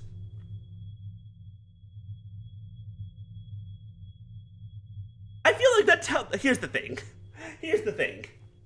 I feel like that tells me a lot. That tells me a lot about the system. Which is fascinating. It tells me a lot without actually telling me anything. I love it. Being challenged before the Supreme Court. Yeah, sometime in the next decade, maybe. Just remember, plea deal might feel like a loss for you, but if it keeps him from, well, that's probably a win for your client, right? Prison sentences are generally lighter for those who plead guilty, that much is true. Saves the court a great deal of time and money, and they show their gratitude with reduced sentencing. But no one will ever be grateful towards the heartbreak killer. There is no saving him. Anyone convicted for killing 6 people, they'll never rest their mind another day in their life. 3:35 a.m., June 5th, 2086.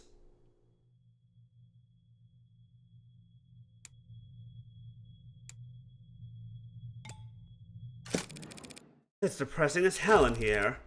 I need to liven this place up.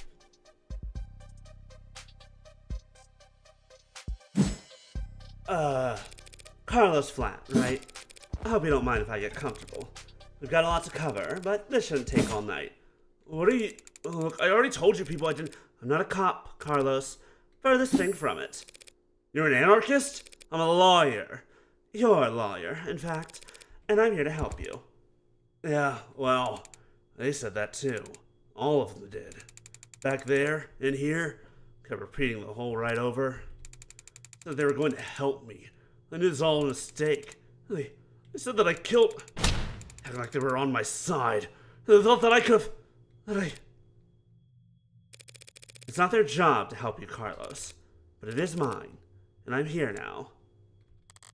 He's still in shock. I need more information, but if I approach this the wrong way, he'll just clam up even more. I'm sure you're exhausted. It's probably difficult to think, let alone speak. But I'd like you to try and answer a few questions. Lisa's already questioned you, I'm sure. They were treating you as a suspect, not as a client. Okay. So, what do you want to know? Let's talk about you. Let's start simple. Something mundane, grounded, rote. I'd like to know a bit more about you first, Carlos. Something like, what line of work are you in? I'm with city engineering. Or I was, or I should be. As I thought, the police must be convinced he mapped the optics blackware out using data he stole from work. My arm, I got it slotted for the job, and Carlos, I'm gonna need more than that. So what do I know? He works in city engineering, not a desk job. Ray said he was mounted for work. And that arm must be in custody at the moment. Based on his shoulder, it'd have to be pretty...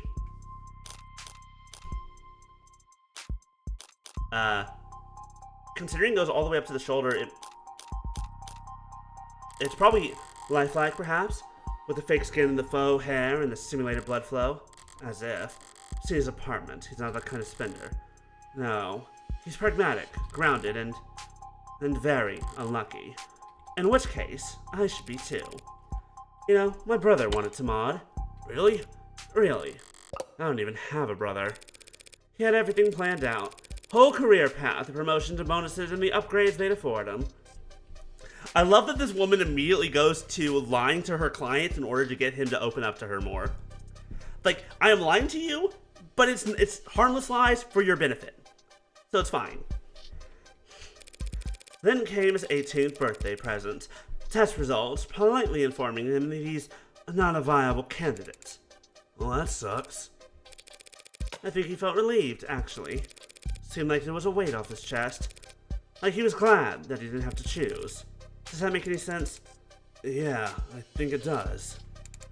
Always figured if I'd start at all, I'd start small. A hand or an eye. Test the water. Never thought about logging my whole damn arm off, but the recruiter was enthusiastic. He said, because of the NCDA, there was financial aid and resources. Of course, that got shit canned, so now me and every other modder is royally screwed. He didn't even let me keep the tax credit. The New Citizens with Disabilities Act was amended, not repealed, but I doubt he'd appreciate the distinction at the moment. Always the tighter spaces. High volt environments, mostly canopy upkeep. Typical stuff for modders, you know? He's speaking freely now. Don't need to do much more than repeat his words back to him to keep him talking. But the right word choice here can still make a difference. You work on the canopy. You must be under a lot of pressure. Now that the subways are cordoned off. Damn straight. This crap along. Once word got out that the case against him was real, every desk job in the chain became terrified of their own shadow. All of them convinced that internal affairs is going to come knocking on them may misplace so much as a paperclip. Everything by the book means no room for compromise, no room for problem solving, no room for engineering. Yeah. And no patience for screw-ups. He's trying very hard not to look at his shoulder. Why aren't you wearing your prosthetic right now, Carlos? Yeah, that. Rejection issues starting last month.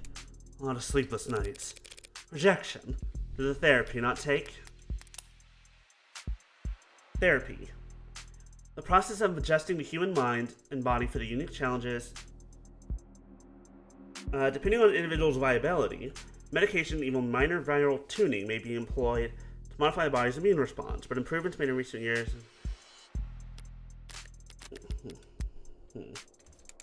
It's not like that.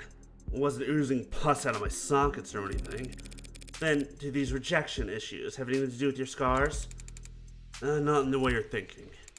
I'm right-handed. Haha! This is exactly what I was hoping for! This is 1,000,000% what I was hoping for! The moment they said that his prosthetic was in for repairs and he couldn't work recently, and he basically hasn't had his arm the entire time that the HK killings were going on, I was like, I bet you to hell and back that his robotic arm is his dominant arm, and thus he couldn't shoot anyone with a gun if he fucking put his life on the line for it. His aim would be horrific. So those cuts on his face are just from shaving. I never thought this go on so long. I have to relearn how to do everything. I mean, the problem started small. Trembling, but then spasms. Just oversensitivity, they said. An easy fix. But the problem got bigger. Couldn't let it get that far. You're able to trust your own hands when you're on the job site. Drop a cutter at the wrong moment and people could get hurt. So I sat down, made an appointment, turned in my arm, and watched my case get placed at the back of the damn line. Why did you turn it in?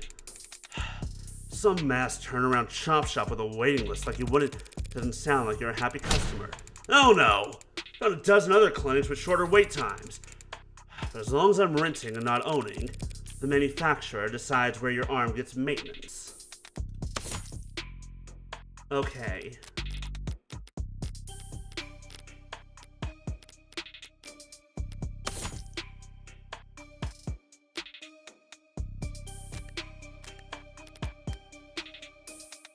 And that's why I'm sitting here with this expensive-ass stump for a shoulder.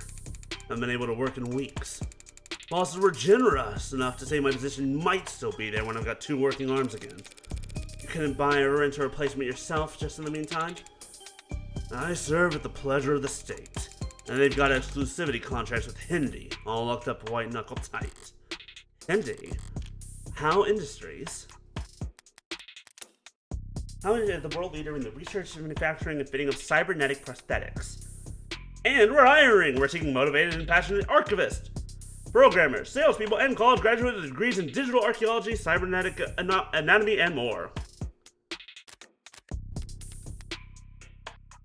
As I recall, he's registered with one of their habilis models. If I took one step on site with uninsured tech, look at the fines, I'd lose the down payment and my arm. And I'd never work in the city again.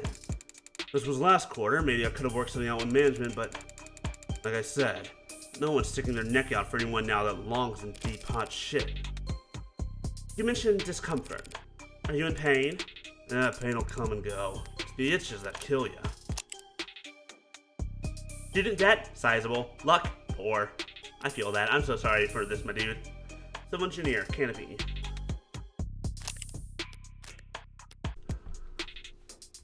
And the phantoms come back pretty fast when I don't have anything. Oh, that, I know what that means, that word is. That's phantom pains. Oh wait, now this is something interesting. Phantom visions are caused by faulty installation on cybernetic eye mods. Across the retina. Schedule control. Okay. That's good to know.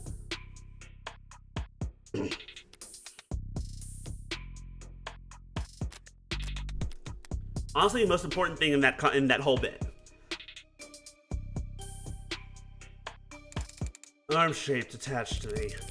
Didn't they give you something to, well, wear in the meantime? Something the clinics laid out for cases like that lend out?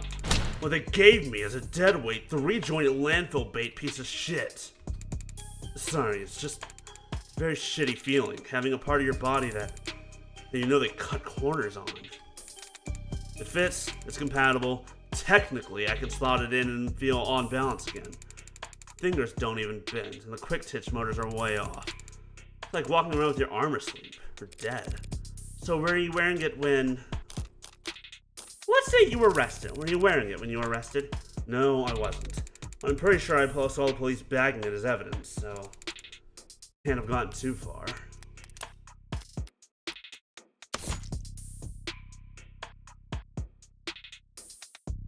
It's provided in this model, but he claims to rarely wear it. Yeah. So Detective Reyes was being quite literal about how he was found. He had the victim's blood on his left arm only, because at the time in question, he didn't even have a right. No inconsistencies in the story so far. He's opened up about as well as can be expected. But this has also been a warm-up for the both of us. Now comes the delicate part. Carlos, you and the victim were romantically involved. How long did you two know each other? Alright. I've known her since college. Shared a few classes, some mutual friends. Always got along.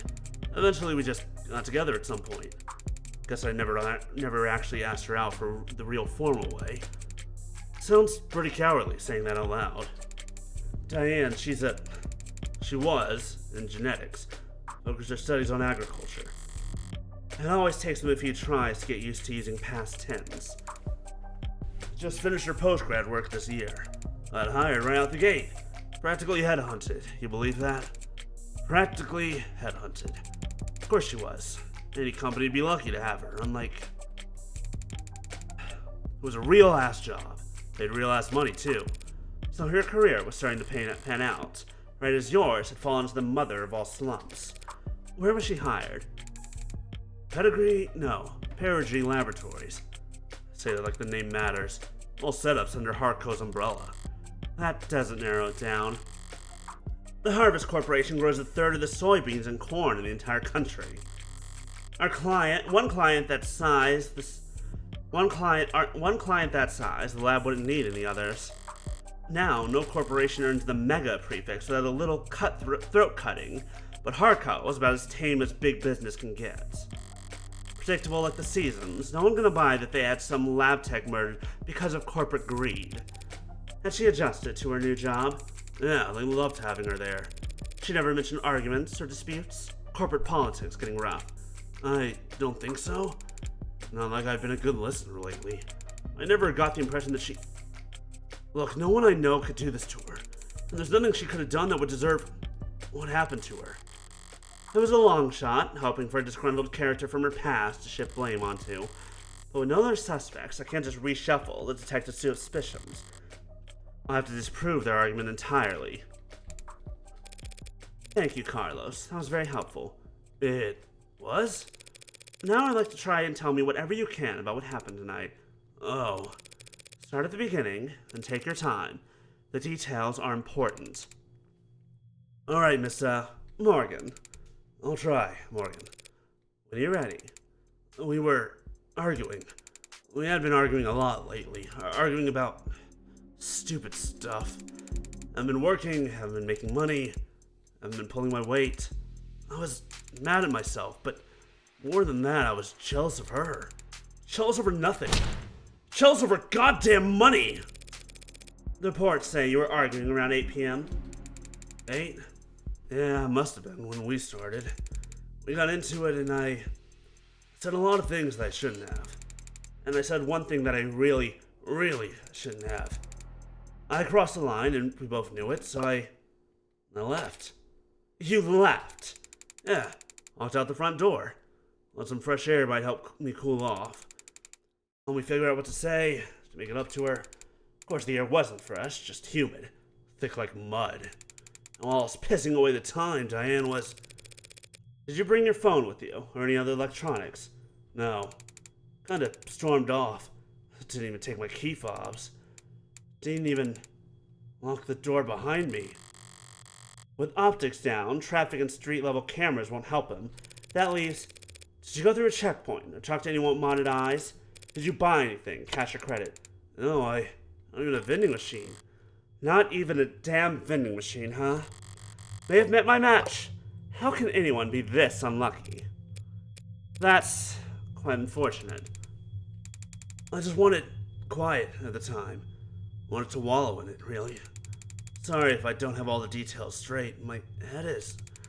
But if my exact route would help, the cam's probably... What? What is it? Optics was a what? Can that even happen? And there's no other proof that you were out at the time Diane was killed. Meaning you've got no alibi. Listen, I didn't do this. I couldn't. Carlos, I'm the one person you don't have to try and convince.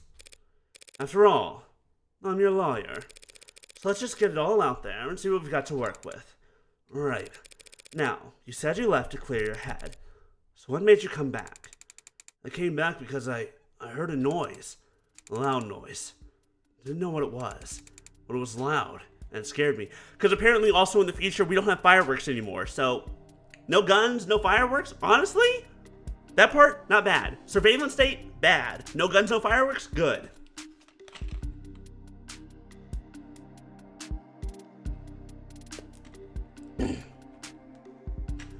Didn't sound like maybe a bang. And it came from the direction of our apartment. I was walking back at first, but at some point I must have started running, because when I got back, I was so out of breath. And when I saw that the front door was open, something dropped in my chest and my lungs wouldn't... You live on the first floor, right? Yeah, first floor apartment, street facing entrance. We were proud of that when we first moved in. Like it was some kind of big deal. In the hallway I saw her, but I didn't realize... I never thought that she was... The lights were off, the whole room was a mess. Although we'd been robbed, or she had fallen, or...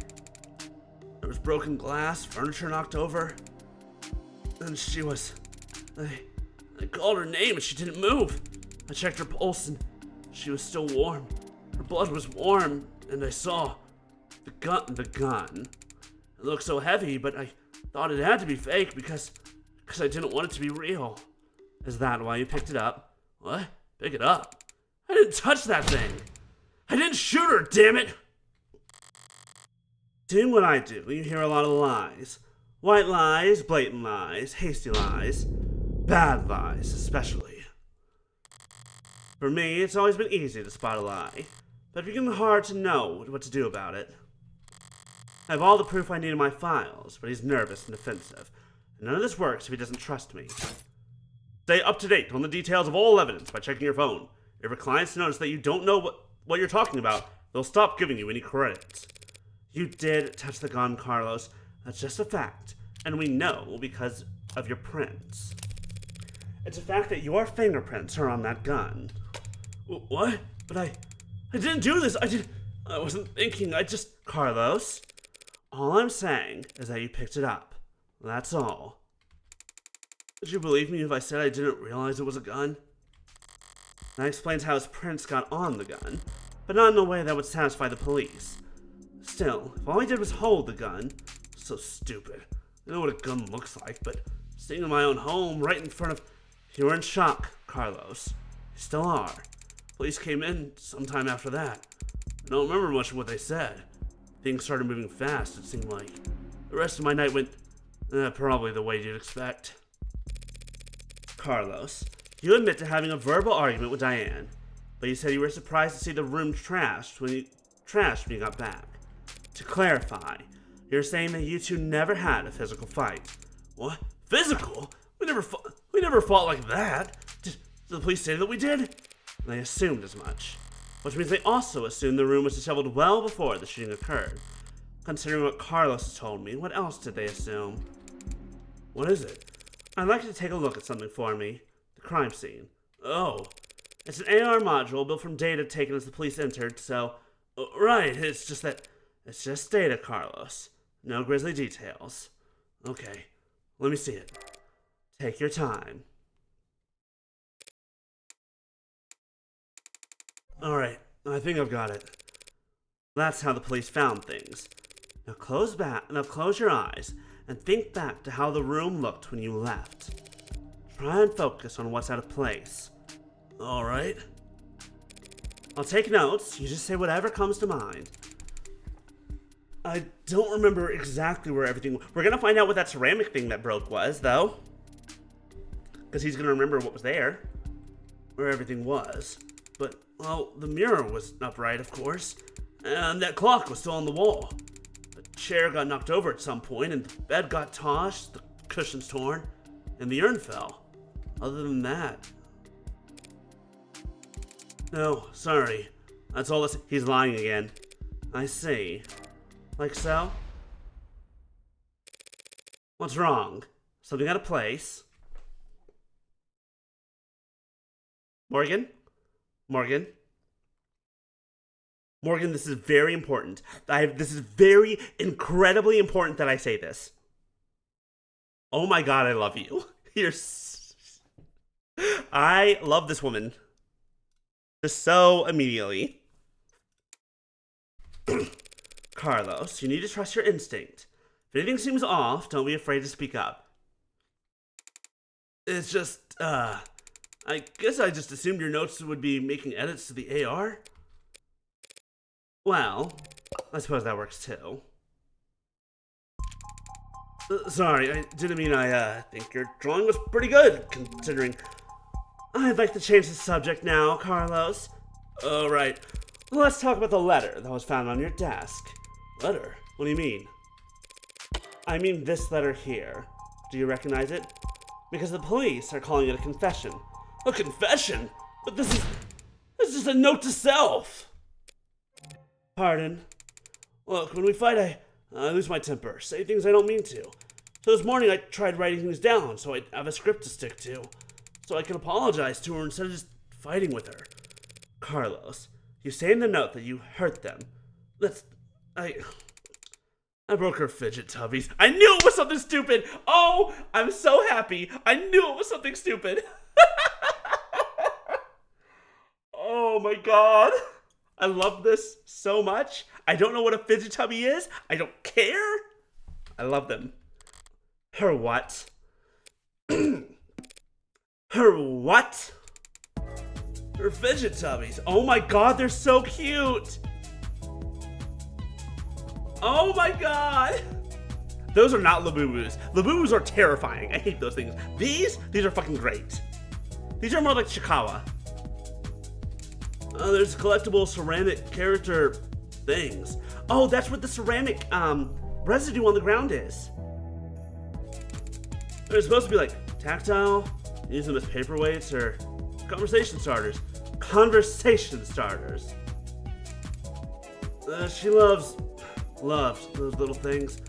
Not worth a damn. You can buy them at any flea market or garage sale, but they meant a lot to her. And I broke them. I mean, I was pissy at the time, but a goddamn piece of shit rental alarm. Hardly know where I'm swinging half the time. Got so angry, I just ripped it off and tossed it in my room. That cheap, dusty, worthless. Okay, let's say he did break her Frigiduckies with his replacement arm. What does that change? Nothing at the moment. There's not enough detail in the note for me to prove what his intent was when he sat down to write it. But if the police insist on claiming a confession for the heartbreak killings anyway, couldn't even bother to sweep them up. I felt so... Alright, Carlos, thanks... No! Listen to that last part! The residue that he found on the ground is proof that something was broken. Now I'm going to call the police back in here, and I'm going to get this cleared up for you. What? That's it? That's it? Oh, okay. Although, before I do that, I do have to ask... What do you know about the Heartbreak Killer? What do you know about the Heartbreak Killer?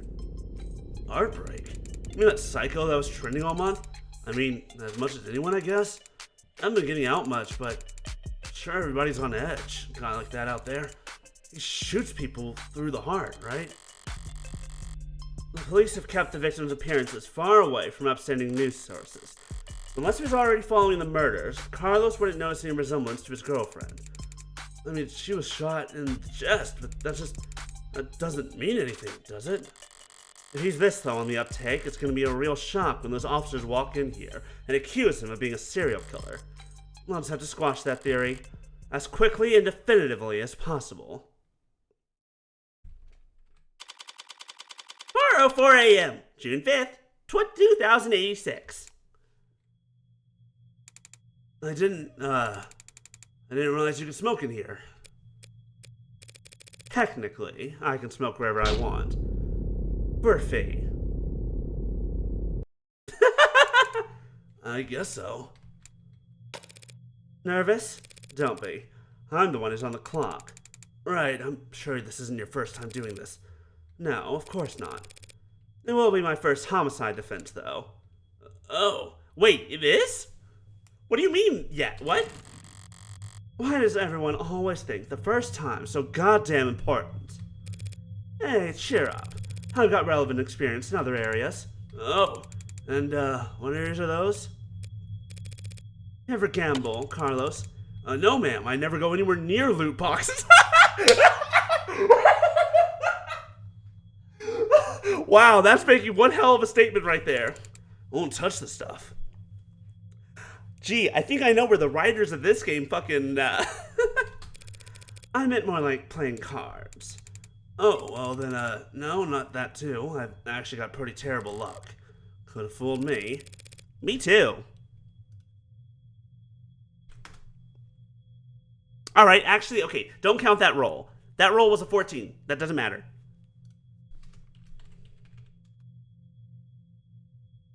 That's whatever.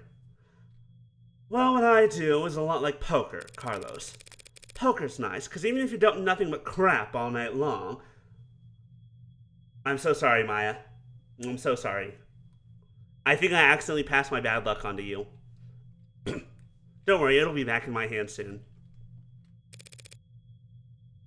Okay, but here's the thing. Rolling low on a D100 is actually pretty good, because that means, congratulations, Lady Devoir. If you're a level 10 cleric, you just got your divine intervention. Good job.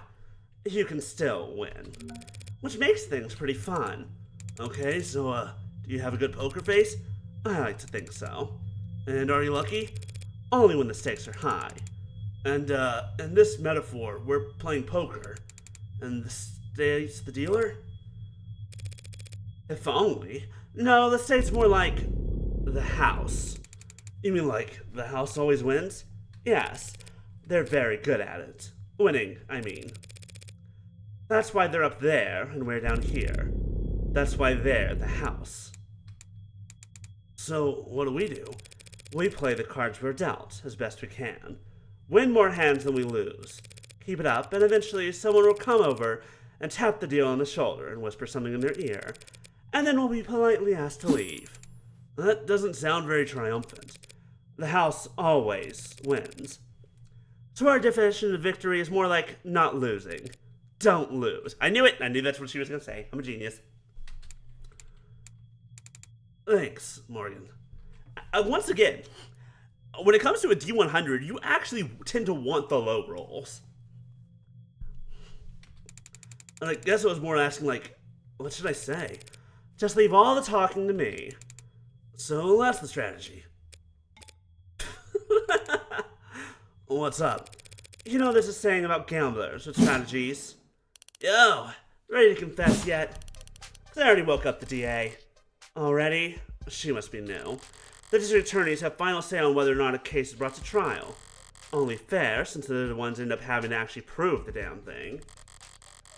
Most of them prefer simple guilty pleas over long, protracted trials. And they all dislike having their time wasted. Unfortunately, then, you'll have to call them back.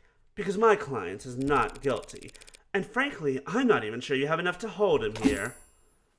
Right. What she said. I told you to be quiet, okay? Shush.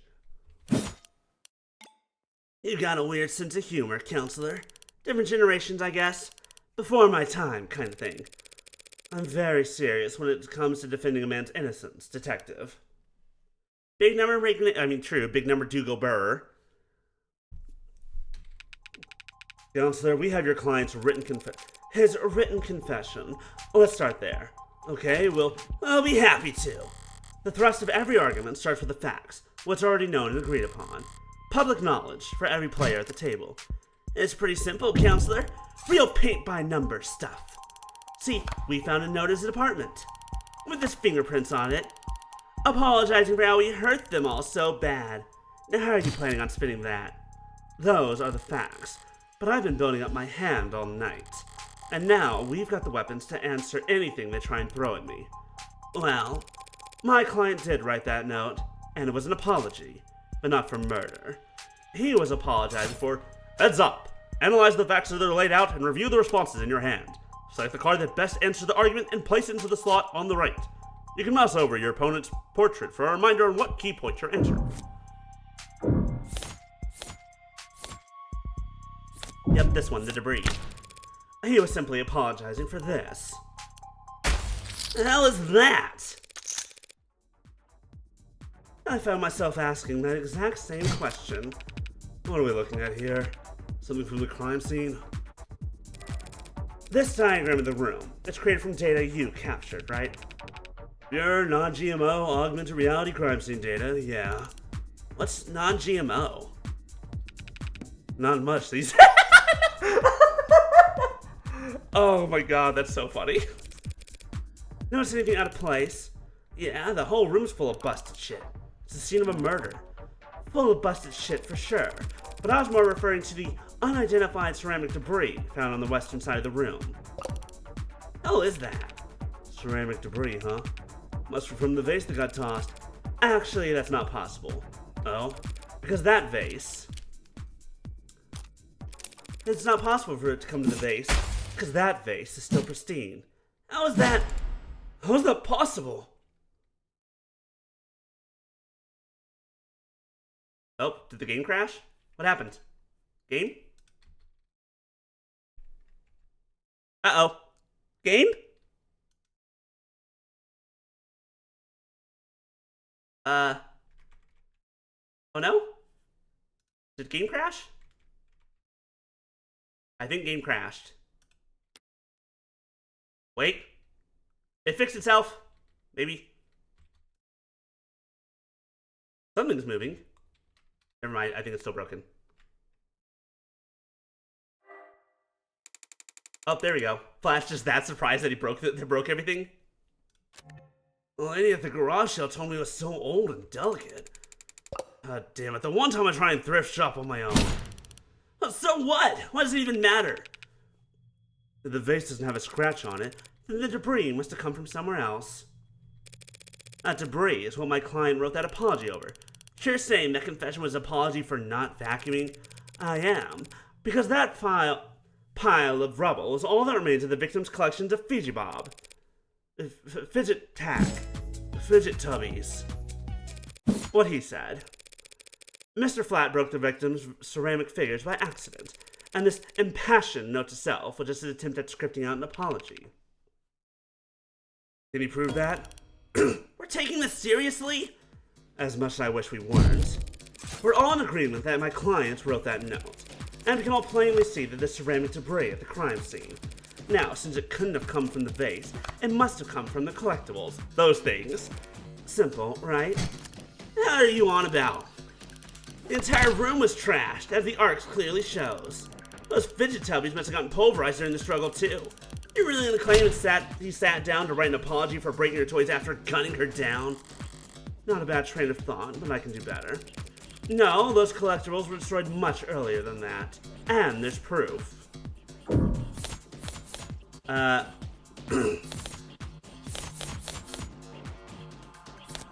rental, I think?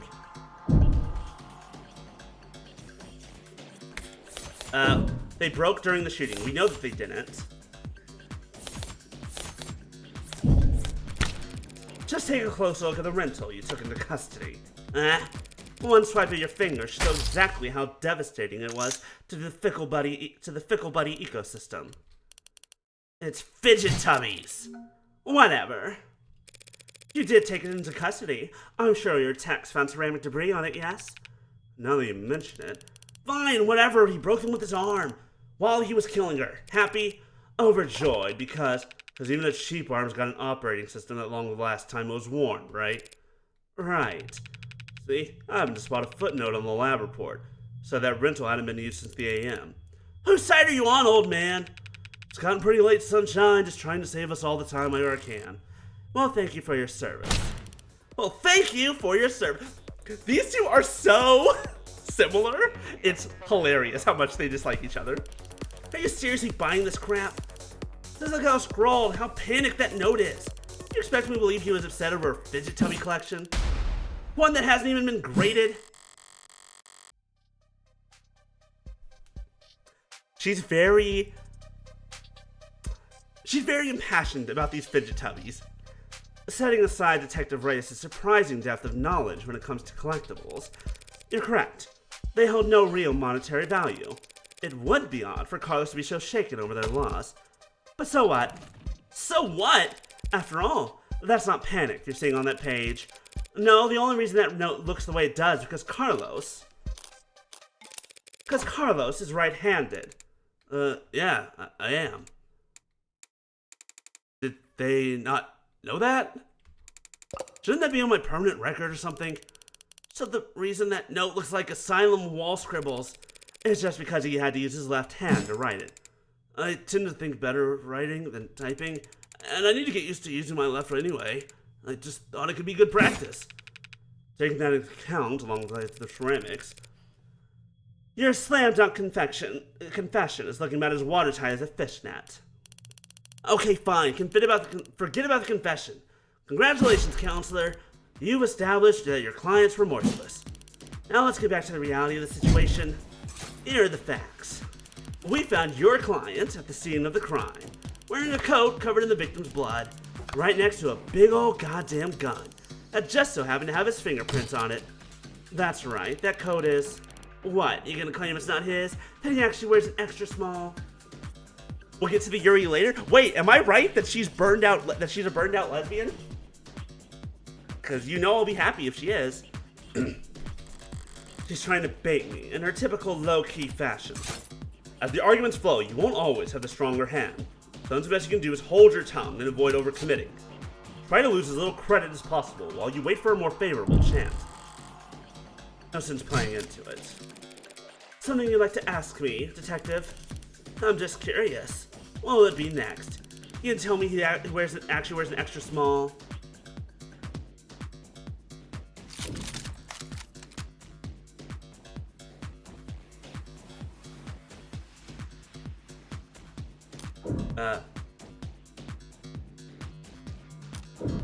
I guess there's nothing to really say here. Gee, Carlos, do you? No? Yeah, she has no evil twin you've forgotten to mention.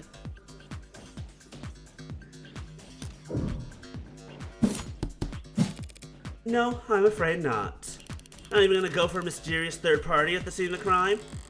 To prove his innocence, I will need to get there eventually, but going there now without hard evidence. I can't prove a third party yet. I have no evidence of a third person at this time. Damn right you don't. It's clear as day in the arcs. No evidence of anyone but Carlos being there that night. So keep dreaming. It was obvious she had something there. Wasn't gonna win that hand either way. At least I didn't overstep and take any more damage than I had to. We're not contesting any of that, Detective. My client freely admits to holding that gun. He picked it up in confusion after coming home to find a brutal crime scene, which was not smart, hey, but not illegal either. And that's all? He had her blood all over his clothes. Yes, he did. Right? Do you have those clothes on hand, by the way? The lab finished with them a while ago. What are you getting at? It'll be easier to just show you. Would you mind getting them for me? You know what? Sure, I could use the fresh air. Stinks of bullshit in here anyway. And here I thought the room smelled like... Morgan, what are you doing? The coat's covered in her blood. I remember that much. Sounds like make me look really bad. Just relax, Carlos. I'm pretty sure that's impossible. You're innocent. And that means that having more evidence will always help you, not hurt you. Really? Really? Not really. Plenty of innocent people in prison. People with bad luck. Or bad lawyers. People shouldn't count on the truth to come out easy.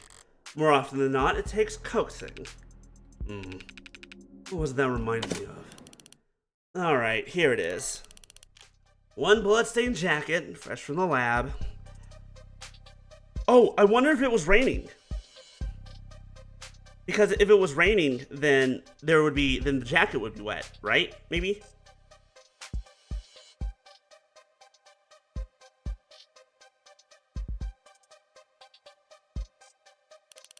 So what's your angle? You're gonna tell us this is actually just hot sauce? No. That would be silly. She actually thought it over. So what the hell's your point? It's in my... Oh, that's right. I should go take a look. Arc data, blah, blah. Victim was shot from the room's doorway. No unexpected DNA, no crumbs, no fingerprints, no evidence of digital tampering. Time of death, 9 o'clock. Ballistic trauma.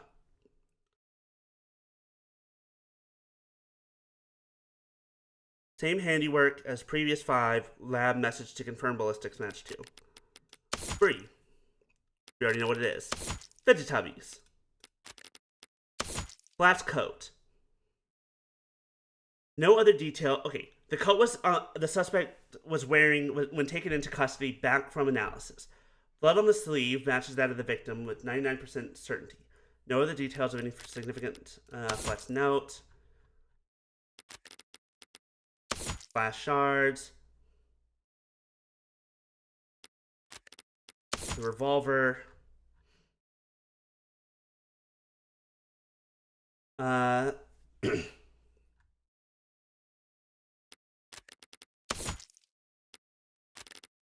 That's rental, yeah. Hey, sorry, you just got thrown off by the turn of good fortune. What good fortune? You should thank the detective for bringing you your jacket, Carlos. She's just proven your innocence. My client was arrested wearing this coat. He would have been wearing it at the time of the murder. It has the victim's blood on it, who we know died when she was shot in the heart by a gun that happens to be an old world pre-tagging firearm. And so this coat proves he couldn't have been the shooter. Is there a gas leak in here? In what world does that make any sense? Sense happens to be key here. I need to draw their attention to what they can.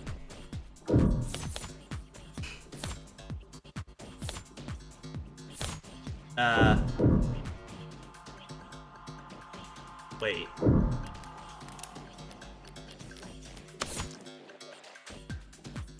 Taking my lab tax, I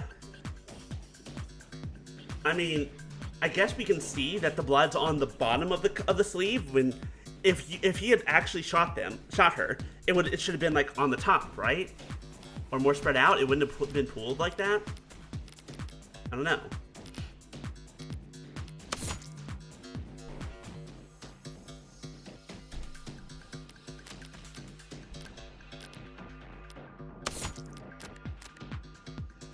That's true. I can't always quick save. Like that button, that button, that button, this button. And then I can also appear and save again.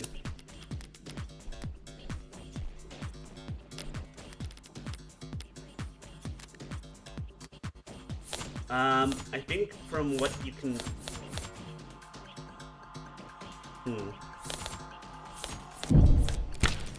Just tell me what you see. I see a coat with a lot of dead woman blood on it. And you? Well, that's not gonna work. Okay. Well, I tried. I thought that was clever, but,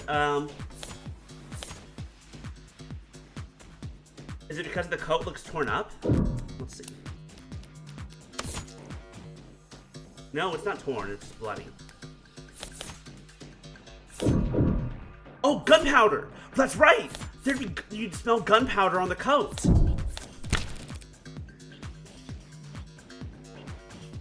Just do me one favor, detective. Tell me what you smell. I don't smell anything except dried blood. Exactly. The coat smells like blood, but it doesn't smell of cigarette. That's what I've been smelling. Yes, Detective London, I was smoking earlier. Could you rejoin the conversation?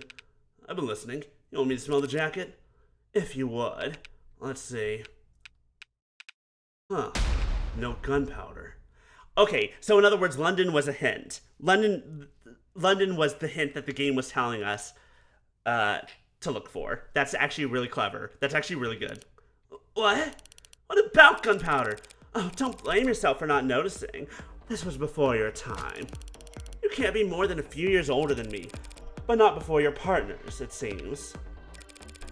See, gunpowder's weak by today's standards, but it's still volatile stuff. Hard to store, prone to misfiring, and when it goes bang, it leaves behind an awful lot of evidence. How is she talking about, London? Modern firearms like the ones we carry use electricity, magnetism, even air pressure, sound waves. They've got more accuracy, more firepower, less recoil, less noise, and they don't leave behind any residue. Gunpowder residue. You talked my ear off about how difficult it is tracking down a gun that doesn't leave digital traces, but a revolver like this one, it leaves gunpowder on the skin of whoever fired it for days. So then his coat.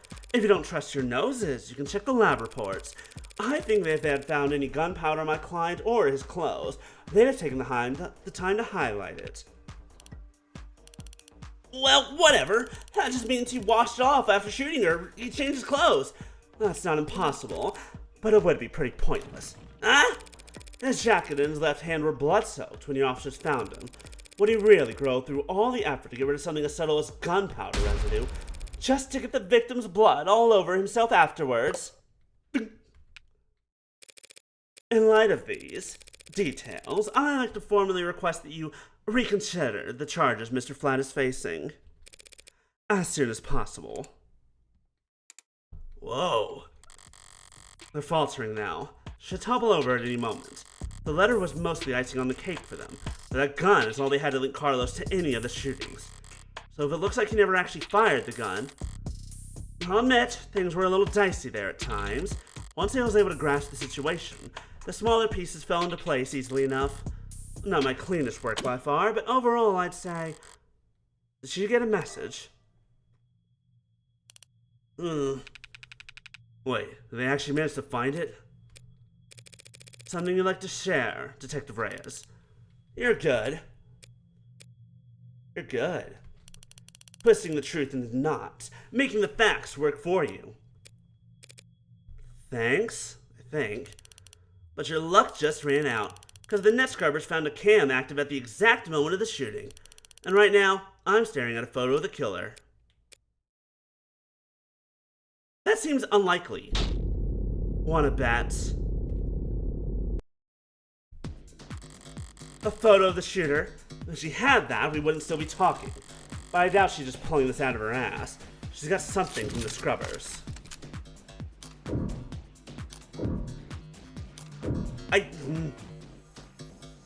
I don't think she's bluffing. I mean, well, no, she's bluffing a little bit. But I don't think she's bluffing enough. I'm not sure I follow, Detective. Didn't we establish that there was an optics blackout during the shooting? Sure there was. This isn't from optics. Good thing I held my tongue. As I thought, the scrubbers must have managed to dig up something from outside the network. Which means... Party's over, counselor.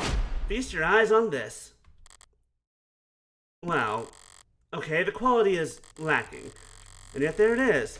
They managed to find a quarter needle of evidence in a whole city block of haystacks. What are the goddamn chances? No, with the scale their tools operate on, I guess the chances are, as always, in their favor. Alright, this isn't good, but it's a far cry from the worst case scenario I envisioned.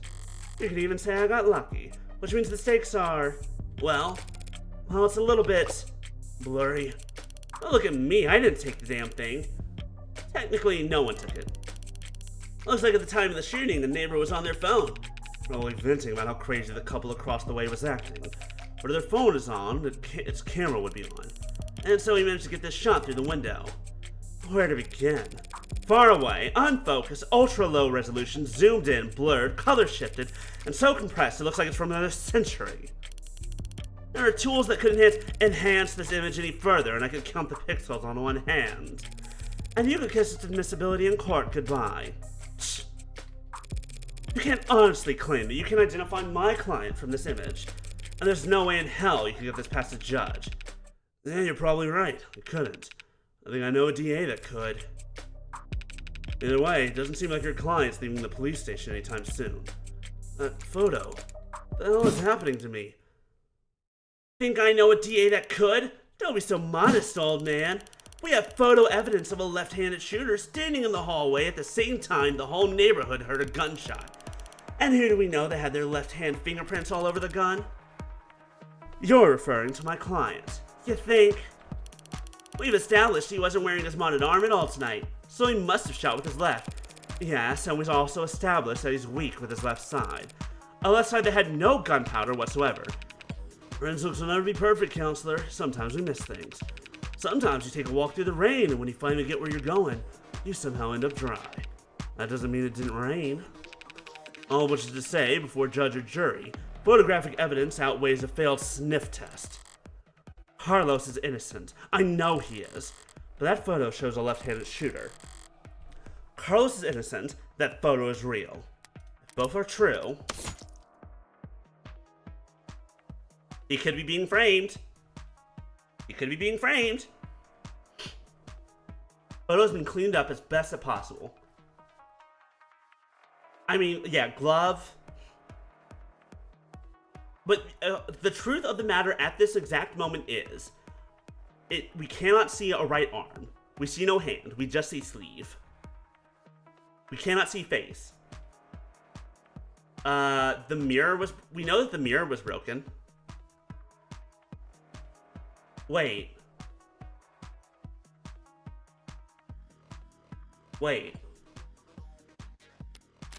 Is it possible that that photo was taken through a mirror? Or on the mirror?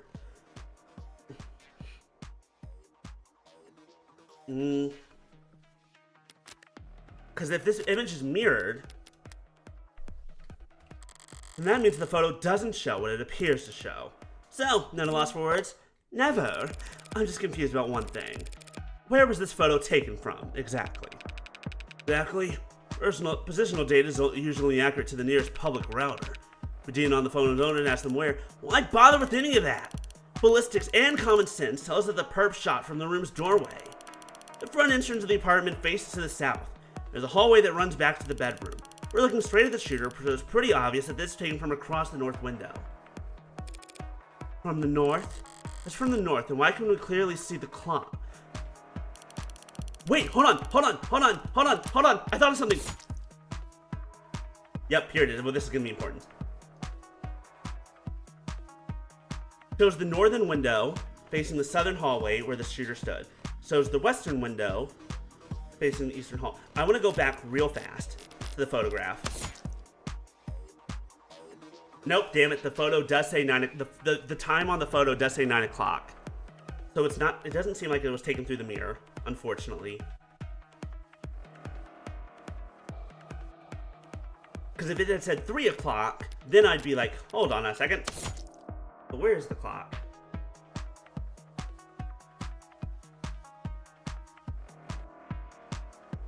The northern window facing the southern hallway where the shooter stood. The western window facing the eastern wall. Where was the clock?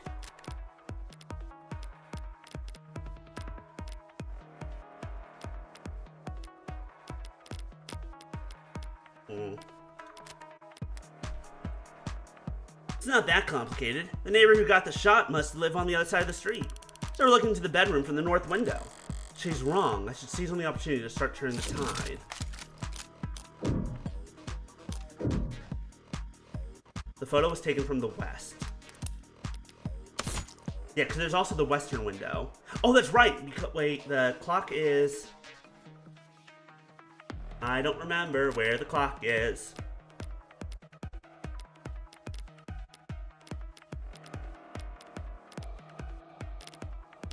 In the photograph, we can see, we can see the clock here.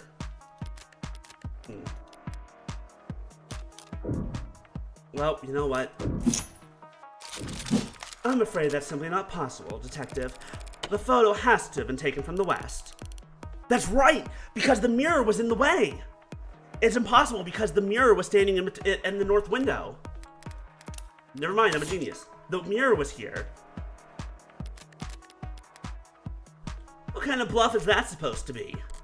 The good detectives are misinformed here, and I need to take advantage of it. Time to press the initiative. How do you mean this was taken from the west? The autopsy tells us the victim was shot from the doorway. Your officer's ARC data tells the precise location of everything in the room at the time they arrived.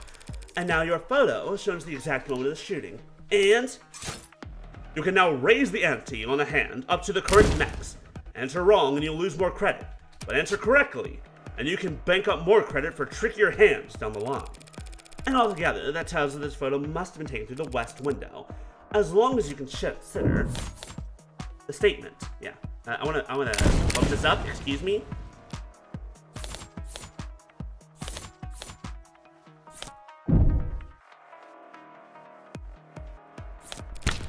Let's take one look at the clock in that photo. The clock? What about it? The clock, huh? Seems like London's got an idea. If he's mistaken, I could pounce on it to keep my tempo high. This photo was taken right before the shooting, so... Boy, don't tell me the time of death is wrong.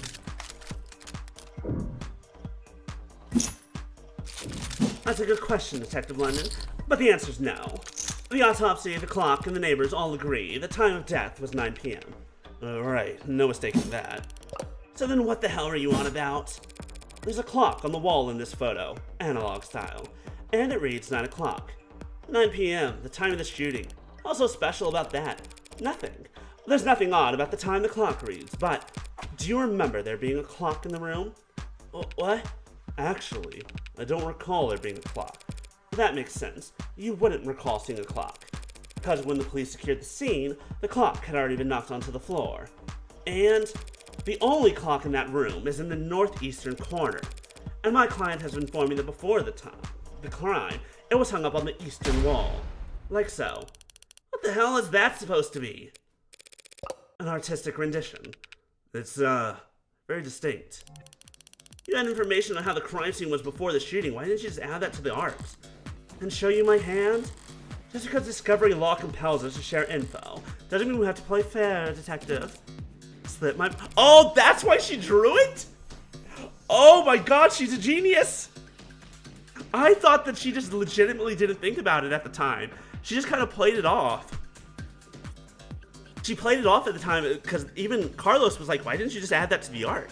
And she was like, I just wanted to draw. But this is why. The important thing is, if that clock was on the eastern wall before the shooting occurred, then this photo must be looking through the western window to see it. Don't start getting ahead of yourself. I'm too used to playing as defense lawyers who are honest. Yeah. I'm very used to to the character that I'm playing as always telling the truth, which is not who Morgan is. That's not Morgan. Like, we already know that because she told the story of her brother that does not exist. The victim was shot at 9 p.m., the same time that this photo was taken of the shooter. But you want to claim that that clock's still on the eastern wall when it would have been knocked down during the fighting? You've got your logic backwards, detective. Your precious photo shows the room was pristine at the time of the shooting. And there's one other piece of evidence that proves exactly how the cards fell.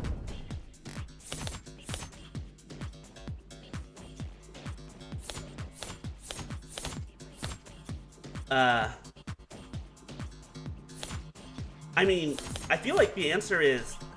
I'm gonna save it real fast, but I feel like the answer is actually the mirror.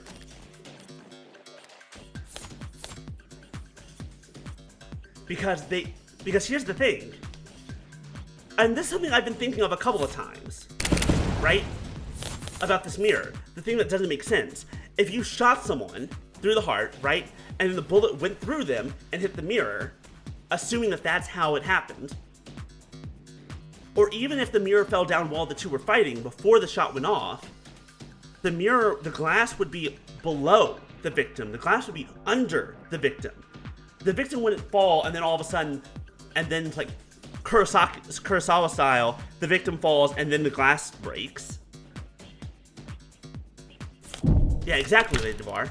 Glass shards? What about them? Nothing much, really. Only that they're on top of the victim's body, and not under it. If the glass fell on top of the victim's body, that would mean that she was dead on the ground before the room got trashed. But that doesn't make any sense. Why would anyone trash the room afterwards? That's a good question, Carlos. Luckily, it's detectives who have to delve into the minds of the criminally insane, not a... Oh my god, finally, oh my god, I love it when a detective is just like, hey, that is not our job. My job is to prove them wrong. My job isn't to find the killer. Are you crazy? What kind of backwards world do you think this is? I'm not a detective. Tell me, detectives, were there any signs of struggle at the other crime scenes? Other crime scenes? No, nothing like that. Those attacks would have been over in a matter of seconds. So what did you think when you saw the mess in the bedroom? And this was personal and things gotten complicated. Shit happens. Shit does happen, detective. But in this case, it seems there's been a general misconception about the order in which shit happened. So what if the room didn't get tossed over until afterwards? He still shot her. And we have a photo right here, and I'm glad you do, detective. Because that photo proves my client's innocence. Proving that it wasn't my client who pulled the trigger is difficult. And maybe more importantly for all of us, time-consuming. Thanks to your photo, I can instead prove that it couldn't have been my client who pulled the trigger. Because that man in the photo can't possibly be Carlos. Like hell it can't! The glass shards proved that the room was pristine at the time of the shooting. And we know that until the room was tossed, that clock was on the eastern wall. Which means that this photo of the shooter was taken from the west. Back to this shit. That's impossible! The only hallway in the apartment runs from north to south. Only person with prints on that gun was your client. And the only fact that matters is that he used it to murder 6 innocent people. You're a very honest person, detective. Excuse me? That's why you're such a shitty gambler. Ah, I see. This is teaching us very early on that there's going to be a lot of gambling, a lot of bluffing, and a lot of we're not quite telling the truth. You played your cards too early. Now I can steal the pot right out from under you. You're right about the hallway's orientation. You're right about the prints. And this HK figure has claimed 6 lives. But we aren't looking at the hallway in that photo. What? What we're seeing is... Oh, we are seeing the mirror.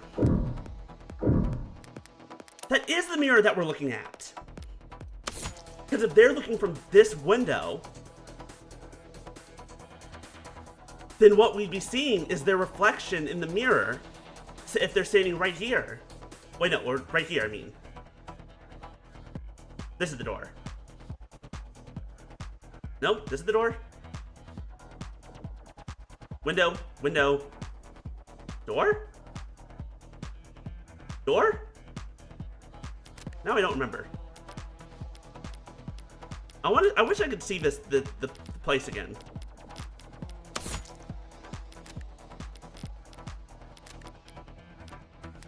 Regardless.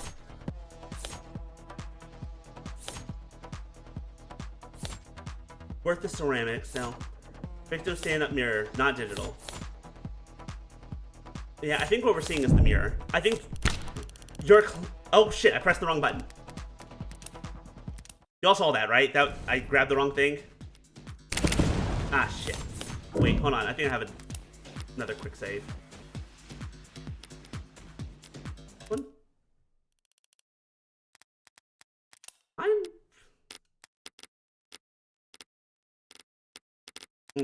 Interesting. That my quick saves don't seem to be working.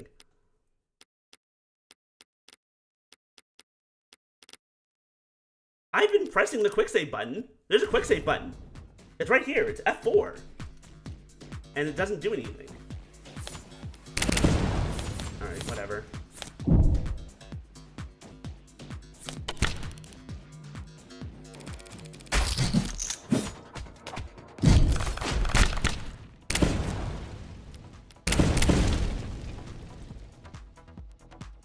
Maybe I need, hold on, let's...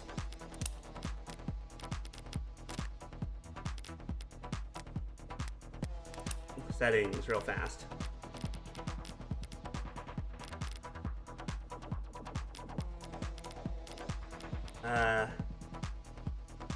No?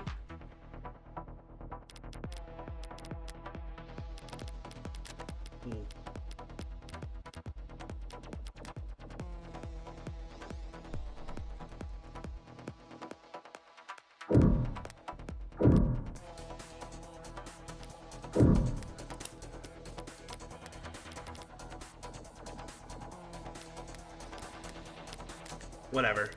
I did a regular save. What is that? You trying the glass shards again? Sort of. By the way, do you recall where those glass shards came from? Yeah, sure, they came from a standing mirror. A mirror that, at the time of the shooting, stood across the room from the western window. But then, that would mean, at that angle, from that viewpoint, it would reflect the hallway. So we're not seeing a shooter with a gun in their left hand. We're seeing a killer take aim with their right arm. And as we all know, my client hasn't had a working right arm in a number of weeks, and he hasn't worn his rental since this morning. So I meant what I said about that photo. I'm glad that it was recovered, because it just proves my client couldn't possibly have committed this crime. That should be the end of it. Except, it shows like the Detective Reyes really is a novice gambler. Sunk Cost has got its teeth in her now, clawing up her spine, whispering wounded pride in her ear. It's a cold sweat, hot palms kind of fever. The impotent, irrational fury of losing something you thought was guaranteed yours. But lucky for you, Detective, I'm well versed in shock therapy. You look dissatisfied, Detective Reyes. That's one word for it. Then allow me to put a nice bow on everything for you. In summary, my client's so-called confession was just a note to self. The police found him in shock, reeling at the death of his girlfriend, and arrested him for being next to a gun he forensically couldn't have fired. After being confronted with these facts, you receive photographic evidence of the exact moment of the shooting. And instead of utilizing said photo to track down the real killer, you tried to claim it depicted my client. A man without the requisite... No, they don't have to, because the light that we were seeing was the mirror. That was the outline of the mirror. The clock was behind the mirror, or side next to the mirror. So the clock wasn't flipped. The only thing that was flipped in that photo was the person. A man without the requisite limb, standing in an architecturally impossible hallway. He could have had a backup arm! He could have stolen one! A little stubbornness can be charming, but this kind of desperation is ugly. It's getting late. Time to bare my fangs. A bit. That's the best you've got. Even a bare-bones prosthetic off the black market needs to be attuned to an individual's nervous system. He'd have to bring it to a clinic, which would have left a record of his shoulder operating system. A record you won't find. And he'd still have to somehow have gotten rid of it before the police arrived. SOP at the scene of a violent crime calls for full spectrum scanning of the entire building and 100 meters around it, minimum. So where, Detective Reyes, did he manage to hide a cybernetic arm from your drones in the time between the shooting and his arrest?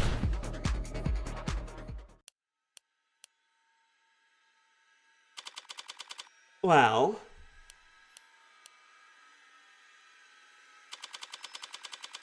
any objections?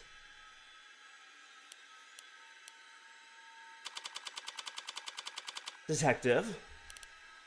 God damn it! Fold! Holy shit, we didn't even have to go to trial. I'm honestly kind of shocked.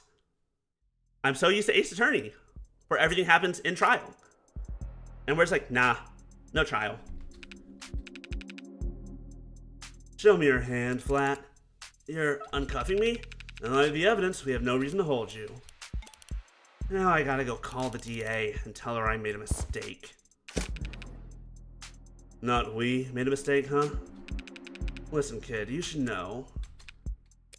Detective. Lost my train of thought. But hey, your attorney's a real tiger. She just fought like hell for you. Make sure you thank her properly. Public defense doesn't pay that well. Yeah. That's kind of you to say, Detective. But my work is its own reward. Sure. Feel exactly the same, Counselor. What happens now? Well, I'll have to speak with the DA about the dismissal, and there's still some paperwork we'll need to go through, but basically, you're free to go. Congrats! You get to leave the casino with your kneecaps intact. Yay? But what am I supposed to do? The detectives will continue their investigation. Their investigation into heartbreak, huh? Yes. When the authorities are satisfied with their examination of the body, she'll be handed over to the next of kin. And then you can make funeral arrangements. No, that's not what I am being gone is bad enough, but a serial killer? It's like she died of the flu. It doesn't happen anymore. People die of the flu all the time, but I know what you mean. I can't make sense of it. So what am I supposed to do? Hell if I know. There are some contacts I could give you. Services, professionals, doctors. No, you've done more than enough for me. When you got here, I was too tired to even defend myself, to try and convince them that I didn't. You saved me. Thank you.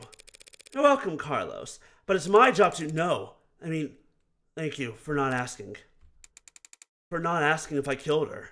Oh, Carlos. I didn't need to ask. I knew you were innocent from the start. Of course he was. After all.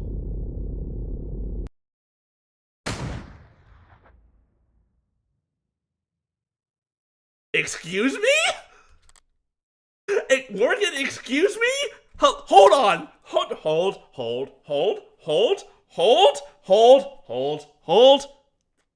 your horses. Hold on. Hold everything. Everybody wait. Morgan, what the fuck? Hello? Excuse me, ma'am? But why? The blood's always different. Heart's always in the same place. Easy to find, hard to miss. But the blood's always different. A flowering stain unfurling towards an invisible sun. A perfectly unique bloom. Only one for each of us. A workshop test with singular, universal meaning. Vitality at its climax.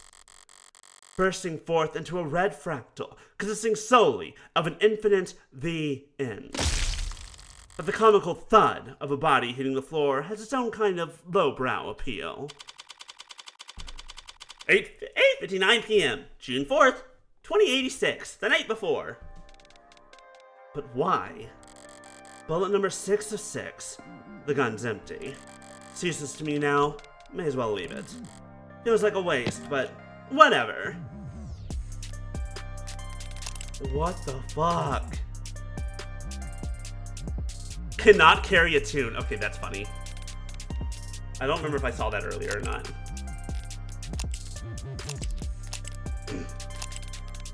I'm so... Finding the ammo was almost enough of a hassle to outweigh the advantages. I could sell an untagged gun for a fair bit of cash, but cash can't buy you peace of mind. Oh, don't look so surprised, lady. Are you talking to me? Are you talking to me, the player? Moping around in the dark in here, must have only been able to see my silhouette. Did she think I was her boyfriend, back for an encore of that enthralling conversation? Can't ask her now. Did you hear that? These old pieces are so goddamn loud. And people aren't even familiar enough with the sound anymore to know to run the other way. Probably aroused half the neighborhood. I didn't see anything I could use as even a partial suppressor as the way in. Could they really not afford some throw pillows? They used the other 5 bullets in outdoor spaces, in small spheres of blind opportunity that the city's eyes couldn't think to pierce.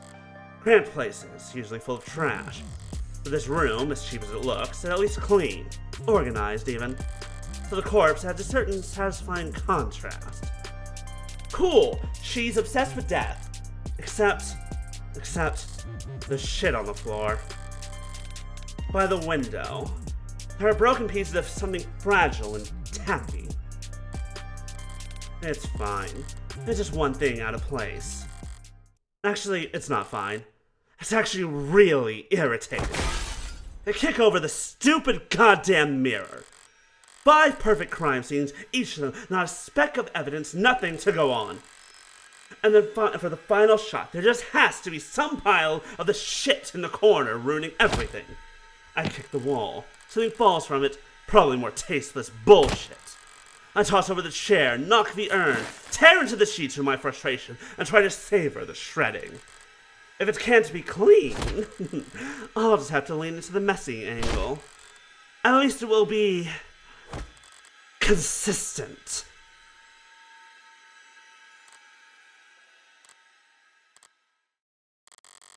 This was all so stupid. Honestly, I'm not the ego-driven type. In fact, I pride myself on my humility. Now, was it satisfying when the first 3 went down with single shots? Yes. So what? I'm not made of stone. After that, I did start to actively aim for the heart, but... ugh. Heartbreak killer. Really? Don't people have anything better to do with their time? What kind of miserable, lifeless voyeurs would obsess over something that's none of their business? All of the threads and breakdowns from the goddamn theory crafting. And all for the heartbreak killer. Sounds like a soap opera villain from a season where the writers were on strike. I feel insulted by the label, but no, that's someone else's name. They came up with it. They spread it. They marketed it. Heartbreak's got nothing to do with me. He's just some reclusive, lonely, socially ineptitude loser who shot 6 people because...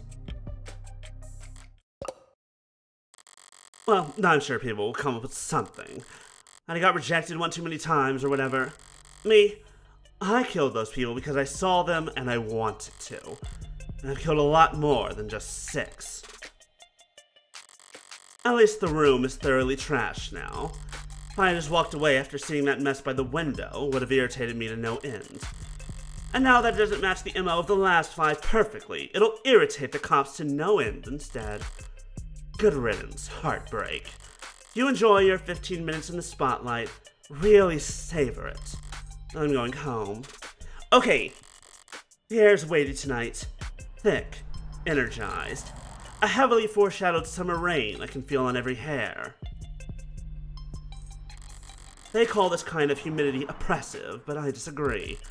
The warm tension on your skin, like in those short moments just after the shower turns off, when the steam lingers. Yeah, it's always most comfortable right afterwards. Maybe there's no disagreement to be had. Oppressive things can be comforting too. Only the guilty ones run. I don't know about that, but I know I've never felt guilty about any of this. And I walk. 5:01 a.m., June 5th, 2086. Sorry, using my left still? That's okay. You can just initial in these spots. We took a scenic road home, courtesy of our fine city sprawling public transportation, and got in a bit after 11 p.m. Had myself a thorough shower, drank a glass of milk, did some stretching. Made sure my phone was on. Time went by evenly. Around 1:40 a.m., a posting for public defender work came up. Decent rate, since it was so late and so urgent. I had wagered correctly that the boyfriend would have enough sense to ask for a lawyer, and enough debt that he'd need to be provided one. A gambler with a system must be, to a lesser or greater extent, insane. All I had to do was stay awake. There wasn't much competition after 1 in the morning. Okay, what else? Here and here. How did I phrase it earlier? Criminal defense attorneys aren't exactly flush with customers. Why didn't I take on a job where I already knew more than the cops? Would have been easy to convince Carlos to plead out. Would have gotten paid the same too. But easy is dangerous. Carlos was, of course, innocent, so his conviction would never be airtight. There would be doubts, questions, appeals, even fans, depending on his looks. More attention on HK and his crimes, more headaches. A cold case riding in the very far back of the public's awareness is always preferable to one open and shut in haste. And now, with no more murders matching HK's MO, there won't be any additional public pressure to find a culprit.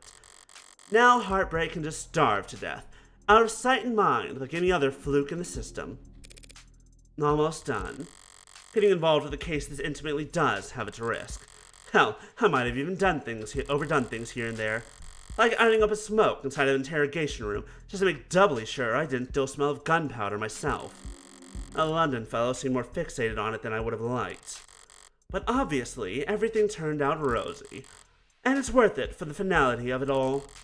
Seeing the authorities' failings from the best seat in the house, That's just a bonus. Thanks again, Morgan, for everything. I'm sure Diane is grateful too. Funny, I didn't even know her name. Something the matter? No, sorry, it's just, I was mad when I left the apartment. I know she was too. So when she died, death was instantaneous, Carlos. Can't imagine that she was in any pain. In fact, I can guarantee she was dead before she hit the ground. No, I know, but I just kept thinking that she must have died angry at me. She must have died hating me. We have evidence, apparently. To tell you the truth, Carlos, there's something I've been wondering about myself. What is it? Something I noticed in the ARC's data that I didn't quite understand. A piece of the puzzle I couldn't fit in anywhere else. But maybe you can make sense of it.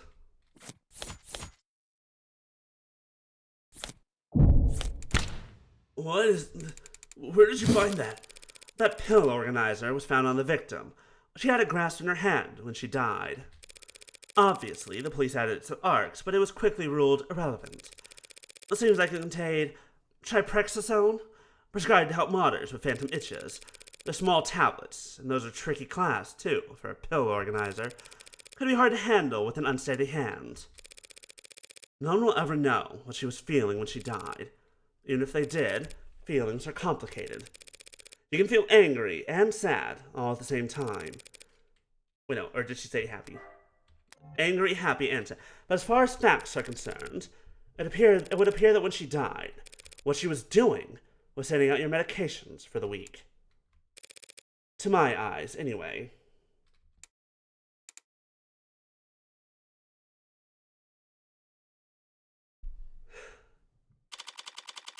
5:01 a.m., June 5th, 2086.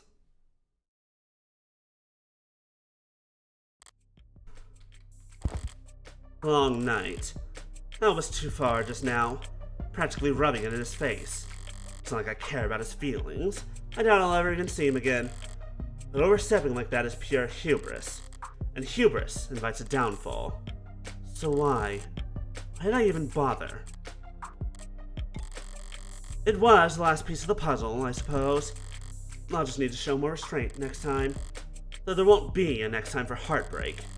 The gun's in custody, there's no more bullets left. There won't be a seventh victim, won't be any more leads to pursue. The media will move on to their next obsession. I'll move on to my next MO. And no one will ever found you. District Attorney Rockford.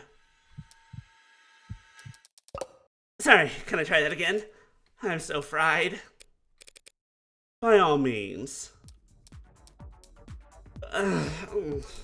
Counselor Morgan. Morning, noon, or night. You're always so put together. Thank you. I don't get it. How do you sleep at night? Pardon. You do white noise, aromatherapy. Whatever you're doing, I need to steal it. God.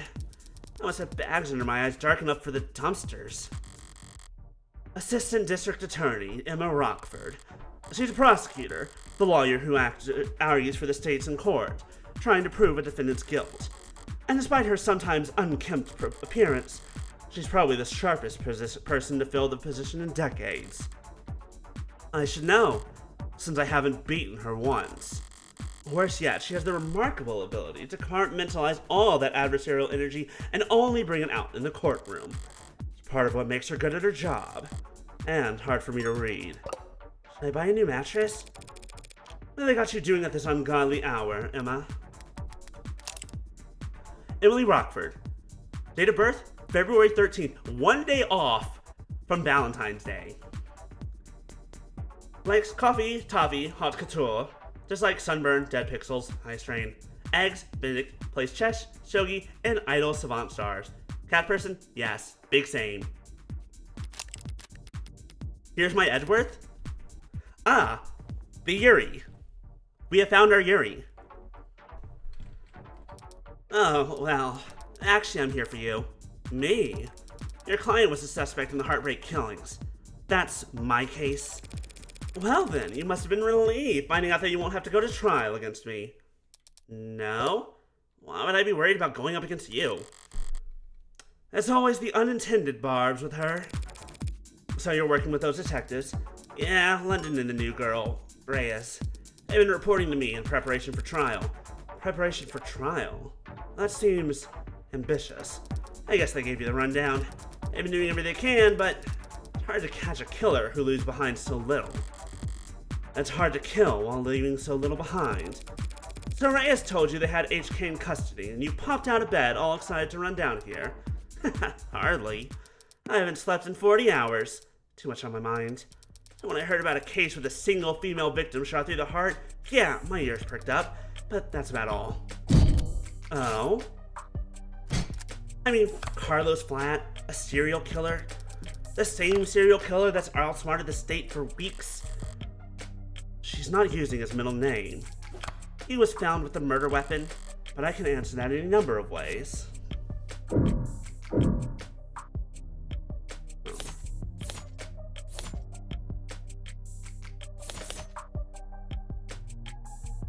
I don't know if you can, actually.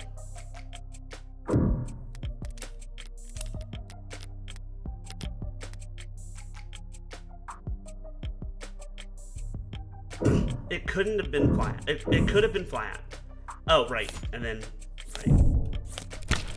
That may be true, but then I glanced at the report. You glanced at it. No gunpowder residue on him or his clothes. Right. Too remorseful, too apologetic in that note. Whatever it was about. His dominant arm modded with documented sensitivity issues. Never could have made shots that clean. Not without getting close enough to leave scorch marks. Not to mention he's too tall for the ballistics entry angles, and probably too heavy to not leave imprints. She got all that from a glance. Oh, she's good. She's very good. But I'm sure a competent like yourself pointed all that out the minute you walked in here. Of course. The worst part is, she's not even being sarcastic. Yeah, of course it couldn't have been him. Long-term relationship, physically imposing, argumentative, so not the type to bottle things up. He didn't match the profile. Profile? Yeah, that... Right, sorry, you probably never heard of it. I know what a goddamn profile is. Profiles are reconstruction of a criminal's psychology based on evidence from their crimes. Trying to get your dating profile just right can be a full-time job. Let Valentine take the reign with our automated, secure, and confidential tools that put your better-than-best foot forward, put the sexy back into finding the right match. This might be the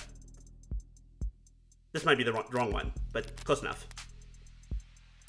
Kind of fallen out of fashion for the last few decades. Not much need to guess about the why when 99 times out of 100, the who was caught on camera. Or before they even leave the house. I've had to find some real fossils and oddballs to get advice on how to go about it, but I think I'm getting the hang of it. So this profiling is some kind of investigative technique. The theory is that a crime can tell you something about the nature of the person who committed it. Stabbing, overkill. Points to passion, rage, lust. They probably need their victim. Poison and guns, meanwhile, suggest they can't overpower their victims physically. And there's the things you can assume about nearly all serial offenders. Childhood trauma, prior criminal records, few or no meaningful attachments. There's a lot of recurring themes in their stories. The detectives say HK doesn't leave evidence. So how much can his crimes possibly tell you? That he's diligent. Almost perfect. Highly intelligent, painstakingly organized, and with enough criminal connections to get his hands on an untagged firearm. It's rare to see her this animated outside the courtroom. It's almost like she's enjoying herself. A sheltered house cat who's picked up on the scent of a mouse for the first time. A lone wolf, educated, but all her playfully lethal instincts coming to life. Probably overqualified or undervalued. Though I'm not thrilled about the fact that in the metaphor, I would be the, know what I mean? Definitely! And concerning the marksmanship, the detective said that HK would have needed insider information on optics.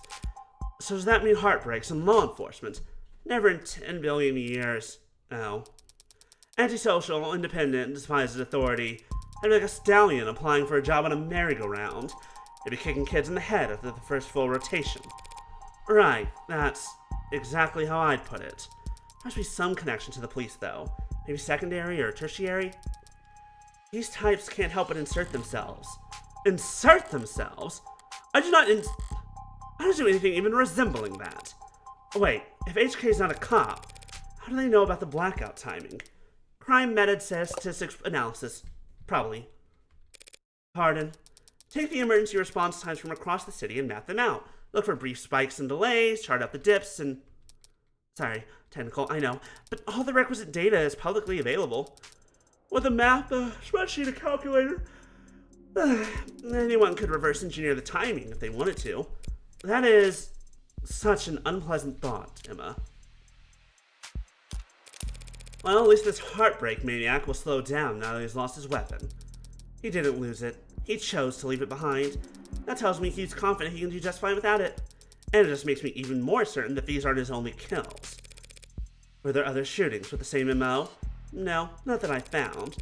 Other victims that fit the description? No. But I'm not overly focused on the victim's appearance anyway. I mean, these 6 victims all look like each other, but they also look like a lot of people. That's true. Hell, they kinda look like me. Do they? Sure. Wait, what, you don't see it? I hadn't thought about it. Point is, no one can kill that cleanly when it's their first time. Hitting things that perfect takes practice. So I know that HK must have had a lot more than 6 occasions to practice, Morgan. And that's why I think heartbreak is a misnomer. You've got something catchier in, Oh, 100%. There is some... Like, this is some... Definitely... Look. I know that this term isn't accurate, but it's the Tumblr version of toxic Yuri. That's what's happening here. Or that's what we could have happening here. I just don't think shooting them in the heart has any particular significance. If anything, it's a testament to their accuracy and their cold-blooded efficiency. The best possible use of 6 untagged bullets. Death Note Yuri between Light and L? This is Ace Attorney, it's Death Note. It's multiple things kind of brought into one. 6 kills, guaranteed, no matter what kind of life support mods they were packing. Their real signature isn't the bullets or the gun, it's the perfection. That's hard to wrap your head around. I'm saying that these 6 murders were just a fluke, a slip-up, a mistake? Exactly, a mistake! They got too clean, too efficient, and now they've got the public's attention. It's no wonder they're so pissed. Are you talking about the crime scene? Yeah, probably threw the detectives for a loop, right? Based on what you said, I don't blame them. Whoever trashed that room doesn't seem like the smooth operator you've been describing. On the contrary. I don't follow. This was the last bullet, their last shot. The other 5 were perfect. So if anything was out of place this time around, they must have thrown one hell of a temper tantrum. You make them sound like a child. Childish. And cowardly. And two-faced. Someone who hates to lose almost as much as they love to win. Your profile tell you all that? That? No. That part's just... takes one to know one. So to summarize, you're looking for a cold-blooded, faceless, perfectionist killer who you think has no persistent MO or victim type in a city with an 8-digit population. Well, good luck. I don't need luck. I only need more information. Well, I'm sure the Happy would be happy to provide you with more resources. No, Morgan, I mean more crime scenes. Oh. Sad truth is, if Heartbreak walked away today, I'd never catch them. Only way my net narrows is they keep piling up bodies. Not a very fair trade, is it? No, it isn't. But getting screwed over is a given. It's a deal with the devil. Fair enough. Oof. Okay, that rant was pretty morbid. And detailed. I need to get out more, or sleep more. Or sleep less, but harder? You think a higher threat count would help? Don't worry about it. I'm always happy to listen to you ramble. It's a lot more pleasant than having to face you in the courtroom. Sorry, but that's the adversarial process. So no hard feelings, yeah? No hard feelings. We're both just doing what we do. I could use a cup of coffee. How about you? Don't tip me. If you fall asleep face first on the table, I won't even take a picture. Okay. Just don't expect this to make a difference next time we're at each other's throats. Heartbreak won't claim any more victims. In 2 weeks, the media will have moved on to the next sensation, and the police will move on to cases they actually stand a chance of closing. It's what people do. But Emma is different.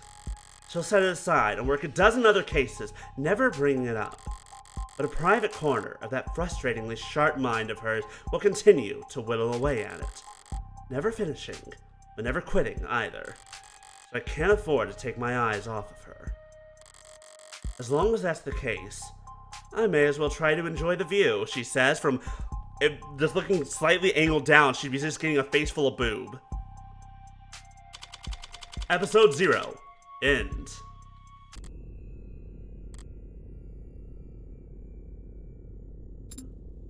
An android. Which means you're going to be living with my friend for a while.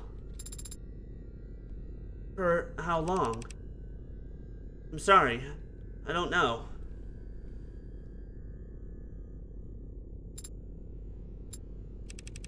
There's no need to look that upset over it. My face barely moved. May as well have been a blatant pout from where I'm sitting. Yeah, like that. This friend of yours, they're trustworthy? Absolutely. In fact, I trust them more than anyone. Hey, come on, it'll be fun. Really? Really? Educational, too. I think you could stand to learn a lot from someone like Morgan. Uh-oh. Uh-oh. Uh-oh. Oh, that was really good, though. That was so good. Oh my god. The fucking ending twist of Morgan. I'm just still losing my mind. I'm like, oh no. Oh. It makes me so incredibly curious. It's like, okay, so we're playing a defense attorney who's also a murderer. Congratulations, we have stepped several degrees into new territory, and I'm here for it. I'm loving it. Ba-da-ba-ba-ba. No, not them, not them. Very much not them. Okay. That's true. We are straight up, we are a full-on serial killer. We are full-on, don't give a shit. I will kill anyone, whenever, just because I can. They're the smartest person I know, Morgan, when it comes to people. Personally, I think it's cruel to bring something that flawed into the world. You're a criminal defense attorney. We're at a crime scene. I think that's what happens next. I've never stolen anything that wasn't already compromised. Work hard, and the company will have you set for life. And after, too. I can't tell you how many musicians I've seen screwed out with over a big smile and a fat signing bonus. So that's not just a lawyer job thing. Just like a doorman on the weekends, too. Compared to determining fault, determining cause of death is like a breath of fresh air. The company wheels don't stop spinning for anything. You can't hope to keep this quiet for long. It's a million times more likely than the alternative. That heartbreak could ever stop themselves from killing. Father said that you owed him. I don't do anything under the goodness of my heart. When I take a job, I never half-ass it.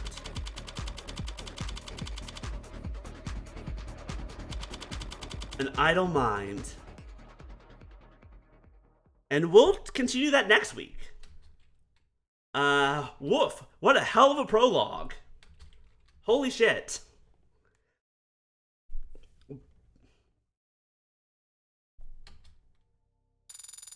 Episode 0 results.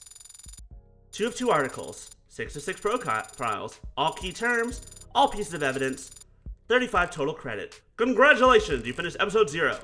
You've also unlocked concept art and bonus scenarios based on your highest score for episode 0. You also have 35 remaining store credits spent on phone charms and case colors based on the highest credit you finished this episode with. Congratulations. Oh, 100%. I'm absolutely going to play start episode 1 next week. That's gonna be fun. I'm so curious about the bonus scenarios, but like,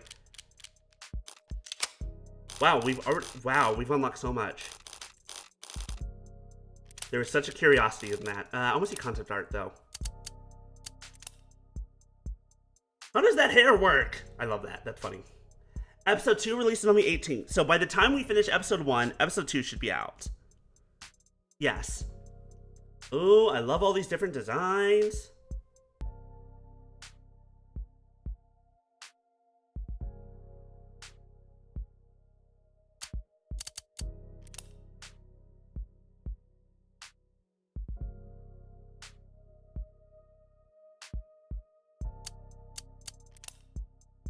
Detective London.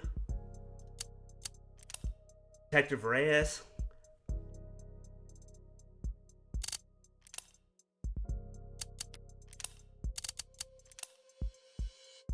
Carlos. Oh, them together.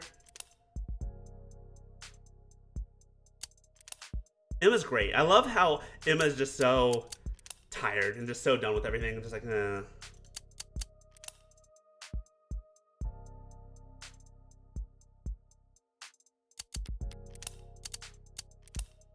And her little android friend. Who the hell are you? Who are you? Wait. Also, I just remembered. I just realized androids are artificial intelligence. Aren't those illegal? Oh, you know what? I guess we'll find out next week. But thank you all so much for joining me. Thanks y'all for hanging out.